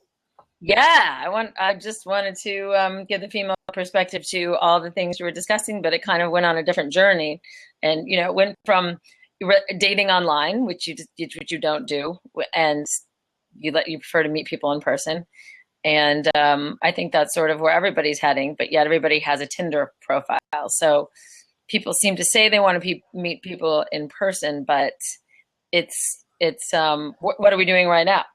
We're meeting online. And we are online. So in a sense, you are meeting somebody online. So it's not like you're against it. I'm not here. I don't use online at all I'm here to meet other people. I'd never use online in terms of, or I never intend to use online video chat to like have a relationship with somebody. Like if I get on with them as a super friend and I feel like there's some bond there and like it goes further than that, that's awesome. Right. But I think I don't know, the whole dating relationship stuff. I don't like the idea of just being a set of analytics. Like, it scares the shit out of me that we accept that. But I think that's the world that we live in nowadays. We love data. We're absolutely obsessed with data. It's like, oh, I want this guy or I want this woman, and she needs to have like this kind of body shape, and she needs to have this kind of education, and she needs to have this kind of skill set or this kind of job. Yeah, I think it's super dangerous. It's super dangerous to live like online. It's like, and then the way John does it, I've never even heard of doing it that way. That's like, you had some 20 hours. To like 20 hours with one person on a date. I would kill myself. I'm not even talking about, I know. I'm not even talking about. I mean, I have to get through 20 minutes, and I'm done. It wasn't even like at that point, it was just 20 hours, though, John. I mean, like there's people who are doing endurance running and swimming and like shooting archery in 20 hours, dude. Like, I mean, there's a lot of things you can do in 20 hours rather than like sitting talking about Star Wars. Like, break it up a little bit. Maybe do 20 hours over like 5 weeks or something. That might go better. It was an event. It was a Star Wars marathon in a theater with 300. I would never have I would never meet somebody. Oh, I didn't expect it either. It wound up that she was sitting down front and had the neck thing. And so it wasn't like a date. You didn't meet her. Okay, that's different. All right, cool. All right, good. Her friend came and said, "Are those seats taken?" We said, "No, they are not taken." She came up. All right, that's a bit better. He's sitting there, saw Eric sitting there, and chose to sit next to me. All right, I was a bit scared that you took this woman on a date for 20 hours and she's like, oh, Jesus, like, I don't need to see this. No wonder she had health issues. Something happens after about the 14th hour. Yeah. She's like 8 hours into Star Wars, like, I want to kill myself. I was saying how John was going, he was at, like, with all those analytics online, and you were speed dating. You went through, 1,500 and you were 30% match of over 1,500 people in an hour. Like, I don't know. How do you go through that many people? That's when you're like clicking, yes, no, yes. Oh, no. I actually, there's a web client out there for Tinder that uses Tinder's API. It's like totally unauthorized. And so then can I just put in, John, do you not think that's inauthentic though? So surely the knock-on effect of like automatically putting your dating experience on free play is going to affect the outcome. Like, if you have a bot that's clicking on profiles just so that you get a six people out of 1,500, surely that I mean, from me personally, from a karma perspective, if I put autopilot on anything, it always ends up rubbish. It always ends up broken. Like, what is it about us that we are comfortable about putting stuff on free play in the hope that we get an outcome? I think that's a huge thing that we need to have a discussion about, is that we're all trying to game the system in some way, be it relationships, be it career, be it like the environment, whatever it is. to get our outcome. But by doing that, surely that has a knock-on effect to other people's lives. We can't just all be kind of like getting what we want by gaming the system, can we? Oh, I agree. But I also think that there's also a certain value in a pre-filter. Yeah, of course. No, I agree with you. But that also sounds like Minority Report, so I'm a bit scared. Well, one of my experiences, because I am a super not religious person, and so one of my actual experiences is, being an introvert, being out someplace where there are other people, and finally having my friends encourage me to the point that I go and I talk to the pretty woman. I'm like, "Hi, I'm John," get into a little bit of conversation. And literally, this happened to me. It was ridiculous. She stuck her hand out and shook my hand and said, like, "Hi, my name is Judy. Have you accepted Jesus Christ as your Lord and Savior?" Okay. This is not okay. All right. Ever. And so okay. that's where a certain level of analytics comes in, because you can pre-filter those people out, and you're left with a number of people who are at least on a not crazy level compatible with you. Okay, I get that, but I don't think I would run a bot auto clicking 1500 like that would be the last time I use something like that, because if I only got 6 matches out of 1500 people, that algorithm doesn't work. Like literally, like if you can auto bot something and select the things that you like and don't like, and you only get 6 matches, then their data's crap. So like I would never use it. Like I would never ever go back to that again. I would never even contact those 6 people. I think there's something to be said about just being out there in the world and being like realistic about stuff, instead of like, because the thing is, even you could have met those 6 people and they could have faked their profiles, right? They could have, yeah. So like, well, that doesn't that sort of defeat the purpose of the goal? Because the goal is to your goal. No, your goal. Some people use these systems in an antisocial way. Some people use these systems in a behavioral way to live out fantasies of being somebody else. But so I would also suggest that that would be a minority of the number of people. Yeah, 6. the 6 people out of 1500 that you got. That's what I'm saying. I think that's the thing for me, is that like there's a time in your life when you're sorted and you have things all together, and I think that rubs off on people. I think people can see that, I've known you not super long time, but like you seem to be a nice guy. Like I didn't know you were introverted, but like I think you're getting to a place in your life where you kind of want to settle down with somebody, and you want somebody to kind of like, that's hilarious, because that is the thing that is on. I'm a Myers-Briggs INTP. And so I am all about the data and all about the theory. Right. And the only thing that is really, truly more than anything else on my bucket list is understanding how my friends that I've had over the course of my life, how my friends have had these enduring, good, solid, loving, caring, supportive relationships that go on 6, 8, 10, 12, 15, 20 years. And the only way I'm going to figure out how one of those relationships lasts is to actually be in one. And that has not been my lot in life. I get out to about the 3-year mark, and I finally understand that there is, and I went back and I looked at all the significant relationships that I've had, and I've left about half the people, and I've been left about half the time. So there's something broken in the relationship. But when I have been the person who has done the leaving, the thing that's broken in my head is I get to a certain point where there is something in the relationship that has just been picking at me for 3 years. And I get to a point where I'm like, I don't need this shit. I'm out. And then I get very sad and I'm very lonely. And then I got to start over. I find Aw. that I find that super confusing We because just lost the beautiful dog. I find that super confusing because somebody who likes analytics so much and somebody who's an introvert who would look at the data, surely your data would be saying to you that you have a communications problem. Like Which is funny because if you sat on something, no, seriously, if you sat on something for 3 years, you were kind of hoping that that person would at some point like understand that there was an issue.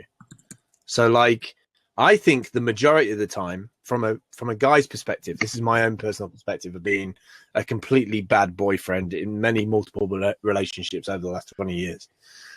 I think the majority of the time is that I didn't give enough comms in terms of the things that I was transitioning to. And I think for a multifaceted, kind of like talented environment that a woman works in compared to a guy, like you've got to give that data. If you don't give that data up and you're just like, oh, I'm just frustrated because you don't get me, that's never going to work. It's not even about relationships. It's just pure comms. It's pure comms. And like the lifestyle that we like, the RV life of like traveling around in the wanderlust and going somewhere else. Like if you don't keep somebody up to date in terms of what your intent is, then it's always going to go wrong. Always. It's never going to work. That's another thing is that my mom, as much as she says, she managed to raise us through benign neglect, she actually raised 3 really excellent communicators. And so when I say like the relationship that I left in Denver, the issue was the sort of that work balance of domestic chores. And it was something that we talked about and sometimes we fought about every 3 to 6 weeks for 3 years. Right.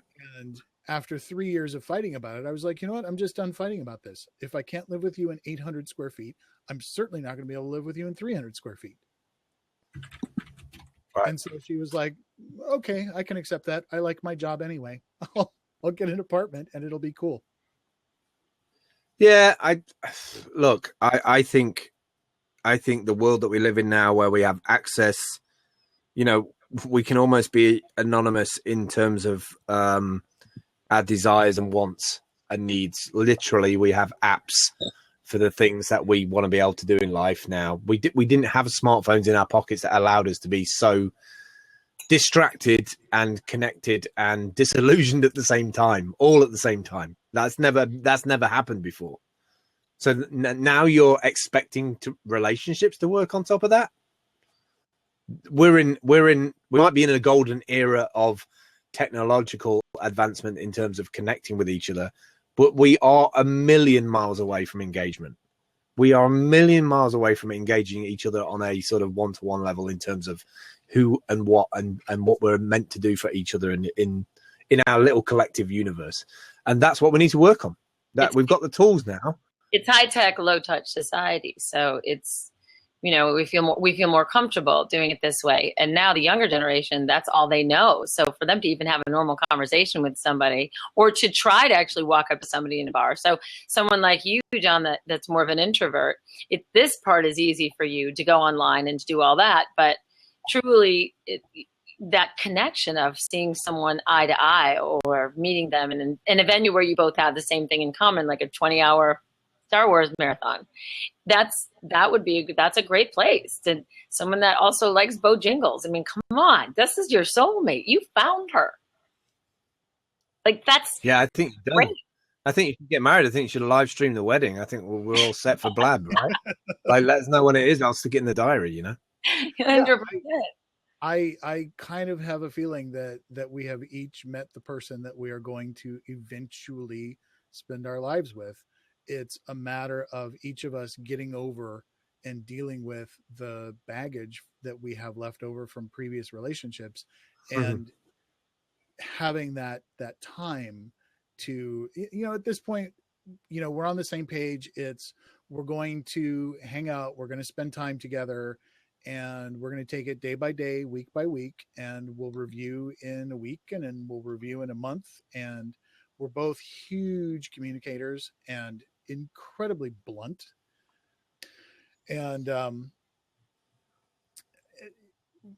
we'll just take it day by day, week by week, and we'll see where. And I suspect what will happen is that at some point in the future, we'll go, you know what? We should fly out to San Diego and look at boats. I would focus on the Bojangles. You guys can't get it together for one date. I would call the boat Bojangles. I would just go and buy the boat now. I would just go and buy the boat and call it Bojangles and just do it. Like don't try and organize it and look at it from a data perspective. Like, just go and do it. Like, if it's meant to be, she'll get on the boat. Like, and by the way, John, when she said to you, okay, I guess it's up to you to plan our next date, and then you went back to the same restaurant, that from a female perspective, which is the only reason, I joined in for a minute just to give you a female perspective. We really, really want the guy to take the reins and to make plan. I don't know if that's sexist, but we really need a guy to make a plan. And so if you just call her and say, all right, what days are you available? Because I can do Wednesday or Friday. And if you're available Friday, pick you up at 7 or what, you know what I mean? Like, just have a plan. We love that. dialogue. It's all dialogue. Life is about dialogue.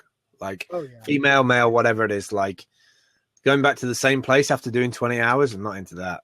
That sounds like I own the place. Might as well have shares. You might as well bought a shares in the place. That came out because I was talking about a couple of different places that I was looking forward to going and eating. She said, you know what I really liked and what I want to go back there is because the place that we went, it's Mexican sushi. They had sushi that had jalapeno in it. They had a chicken cordon bleu sushi. They have all this weird stuff. And she said, she just texting. She's like, I really want to go back to that place. And I'm like, done. How's Saturday sound? She came back with, how's Saturday and Sunday sound? What? Saturday and Sunday? She's used to 20-hour date. Wow. I think you need to look into this woman's schedule, because I think she's got a whole week's worth of food booked in. Like, I think she knows what she's eating every single day of the week. Oh, God, like, she's a huge foodie. Yeah, sounds like it. John, I'm gonna have to depart, my friend. It's like 5:30 in the morning here. Why are you up at 5 in the morning? Because it's 5:30 in the morning here in the UK. Like, we're ahead, so it's crazy late. It's crazy late. But I want to thank John for letting me come and chat and everything. It's been thanks, really John, awesome. for letting me come and chat too. I really appreciate it. This is only my second time. It's all very new. It's a pleasure having you. Yes, nice to meet you. I need to find out what's going to happen with this chick. So go to the Nomadic Fanatics podcast website at thenomadicfanatics.com. Okay. Sign up on the email list. Thursdays or Fridays, when I get confirmation from our guests, I send out an email saying, this is who the guest is. We're always on Friday nights, 6 p.m. Pacific, 9 p.m. Eastern, 0200 GMT, 0500 Moscow time, 10 a.m. Saturday in Perth, and 1 p.m. on Saturday in Sydney. That was a lot of information. I think that is a lot of information, and somehow I managed to memorize all of those time zones correctly. I'm not sure I got it in here, but that's okay. I'm a blonde. I got the first part. All you got to do is go to thenomadicfanatics.com, join the email list, and you'll get an email about anywhere between 12 and 24 hours before the next show, telling you who the guest is. There will be a link to the video from the last podcast and an introduction for the week's guest. Cool. All right. Thank you, John. Nice to meet you, Phil. Nice to meet you, Rachel. Oh, she's gone. Did you kick her or did she go? Jesus Christ. I think somebody's pulled her internet out. She literally just I think the dog just probably snared the ADSL router out the ground. Went. She literally fell into the abyss or something there. John, I really appreciate you letting me come on the show. Your community is amazing. They've been really chatty, and the questions were awesome. Nobody was I was expecting kind of trolls and negativity, but everybody's been really, really awesome. I really appreciate it. And all the follows that I got on Blab tonight as well. I appreciate all that. It's really nice. I'm actually quite surprised. I will be quite interested to see how many new YouTube subscribers you wind up with. I don't think I mentioned it, but I'm going to chuck it in now because, like, you know, you've mentioned it, so I'm having it. That's my YouTube. That's my YouTube. Yeah, Beat you to it. Ha ha. 1,000. By the way, I think this is your biggest viewed show. By the way, you know, 1,005 people have been in here. I think that's the biggest you've had. No. Last week we had 500. No. You had 500 viewers. In terms of last week we had 500 consecutive and 3,500 total. What? Yeah. Wow, that's pretty awesome. I think that's the biggest Blab show. That must be the biggest Blab show on Blab. It must be. Yeah. It must be the biggest show. Well, the deal is that Eric is going to be announcing the shows on his YouTube channel, wherein he's got 62 after turning off his comments, he's gained an additional 2,000 subscribers. Whoa. Yeah, he's gaining about between 1,000 and 2,000 subscribers every week now. It is a self-sustaining monster. The thing is that about Eric's stuff that I really like, I really appreciate about Eric is that I always watch Eric's stuff, and you know, I don't care about all of the trolls and things that people like. The fact that he has that kind of ability to record on a daily basis, to edit. You know, you can make up any kind of like stories about anybody online if you want to, but like the effort that Eric has put in consistently over the years, that's enough for me. I love the fact that like he puts the effort in and he puts the work in, and he deserves it. He deserves the followers that he's got, and you know, he's a great ambassador of what being a video blogger on the road is all about, because it's not easy. It's super not easy to do what he does. And you know, like whatever failings as a human being that some people might feel like he has, I would challenge anybody to go and do what Eric has done, and also maintain video on the road like that. Seriously, I really would. It's hard work. It's a job. It's a total job. Yeah, so. and then to top that off, you're constantly putting your life out there, and as human beings, we change our minds all the time. You know, Eric, he had the transmission breakdown, and he said, "Oh, I'm posting these live," and then people are coming back and saying, you know, "Oh, he's got this problem with his timeline," and people are so not familiar with Occam's razor, which says the simplest explanation is also the most likely. And the simplest explanation is he said he was live on the video, he edited it all together, and then he changed his mind about when he was going to post it. Yeah, I you know, literally just from an effort point of view, you know, he pops up consistently. You know, obviously it's his income, but also like if you track back, if you look in, I don't think enough people look at the legacy of somebody. Like if you look at the legacy of what Eric's achieved, regardless of like, you know, roller coaster dips and troughs along the way, there's a consistency in there, and that is effort. And like I will always make time for people who put effort in, always. Like I think that is going to be the value in the digital future, is that anybody who turns up with their A game, delivers consistently, like that's the people you want to be inspired by, right? Like surely. And I say that all the time. It's, you know, a good piece, a good portion of your success on YouTube is really your dedication to your craft.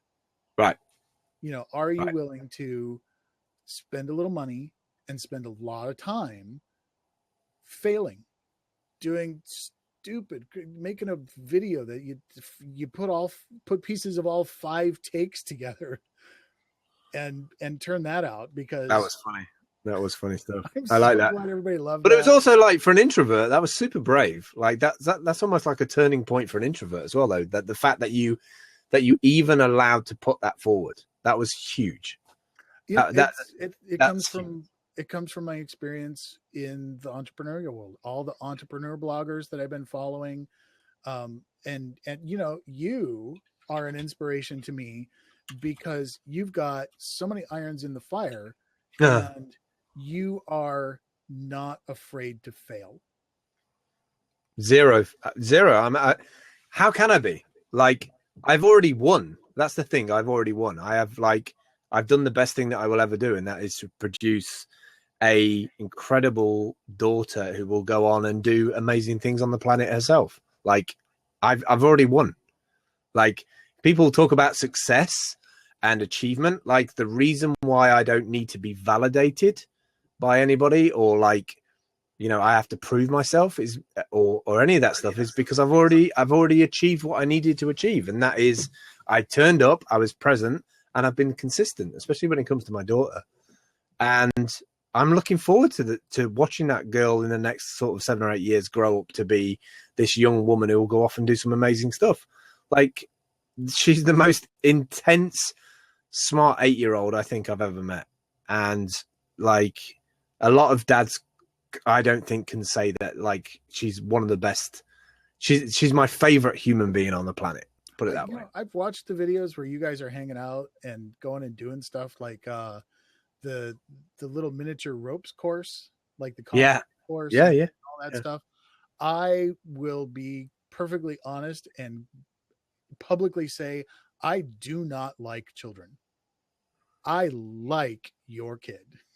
Well, then I've already, like I said, I've already won. Because if you can make somebody like children who doesn't like children, game changer. Like that's not even like McDonald's upgrading the menu. That's like game changer, you know? Like that's I mean, I was never a kid person either, but I think the thing about having Ella was that it made me realize that it wasn't about me, that I had a responsibility that I had to kind of put myself to the side, and it's made me a better person because of it. And it's funny, like the weirdest things in the universe that you expect would have the opposite effect tend to send you off in a different direction. And you know, I've been super consistent with her. I would have liked to have done things in a different way. I would have liked to have more money. I would have liked to be a bit more consistent. But I chose what I chose. I chose to cut down the amount of traveling that I did. I spent more time with my daughter in terms of like being straight up with her, being honest about stuff. And I feel like she's got this incredible balance that a lot of 7 or 8 year olds don't get, or I feel they don't get. I bought her a little video blogging diary thing for Christmas, and she's already been writing out the pages of what kind of video blogger she wants to be, which is just perfect for me. All right, I'm going to go. I need to go to bed. It's like 5:35 in the morning, guys. Like you've fired about 1 million questions at me, but I've thoroughly enjoyed tonight. I've absolutely super enjoyed it. Well, get in touch with us. Tell us when you want to come back. I will totally come back. I will totally come back. I would love to come back. Let's do it in like a couple of weeks' time. After you've had all your future guests on, we'll get together again. All right, we'll do sounds good. So again, all right, guys. Follow Phil. We put his YouTube channel over in the link, and if you're watching the end of this on YouTube, I'll put a link in the show notes. It'll be on the website. I'm going to try and collect all of these links that have been flying about all evening. I hope Devin or Patrick had been taking notes so that we can put together some really awesome show notes about apiary.haus and all your other projects. And we can get people interested and fired up about your projects and about doing their own projects. Awesome. We're on every Friday night, 6 p.m. Pacific, 9 p.m. Eastern, 0200 GMT. Work it out in your own time zone. We are the Nomadic Fanatics podcast, and we will see you guys all next week.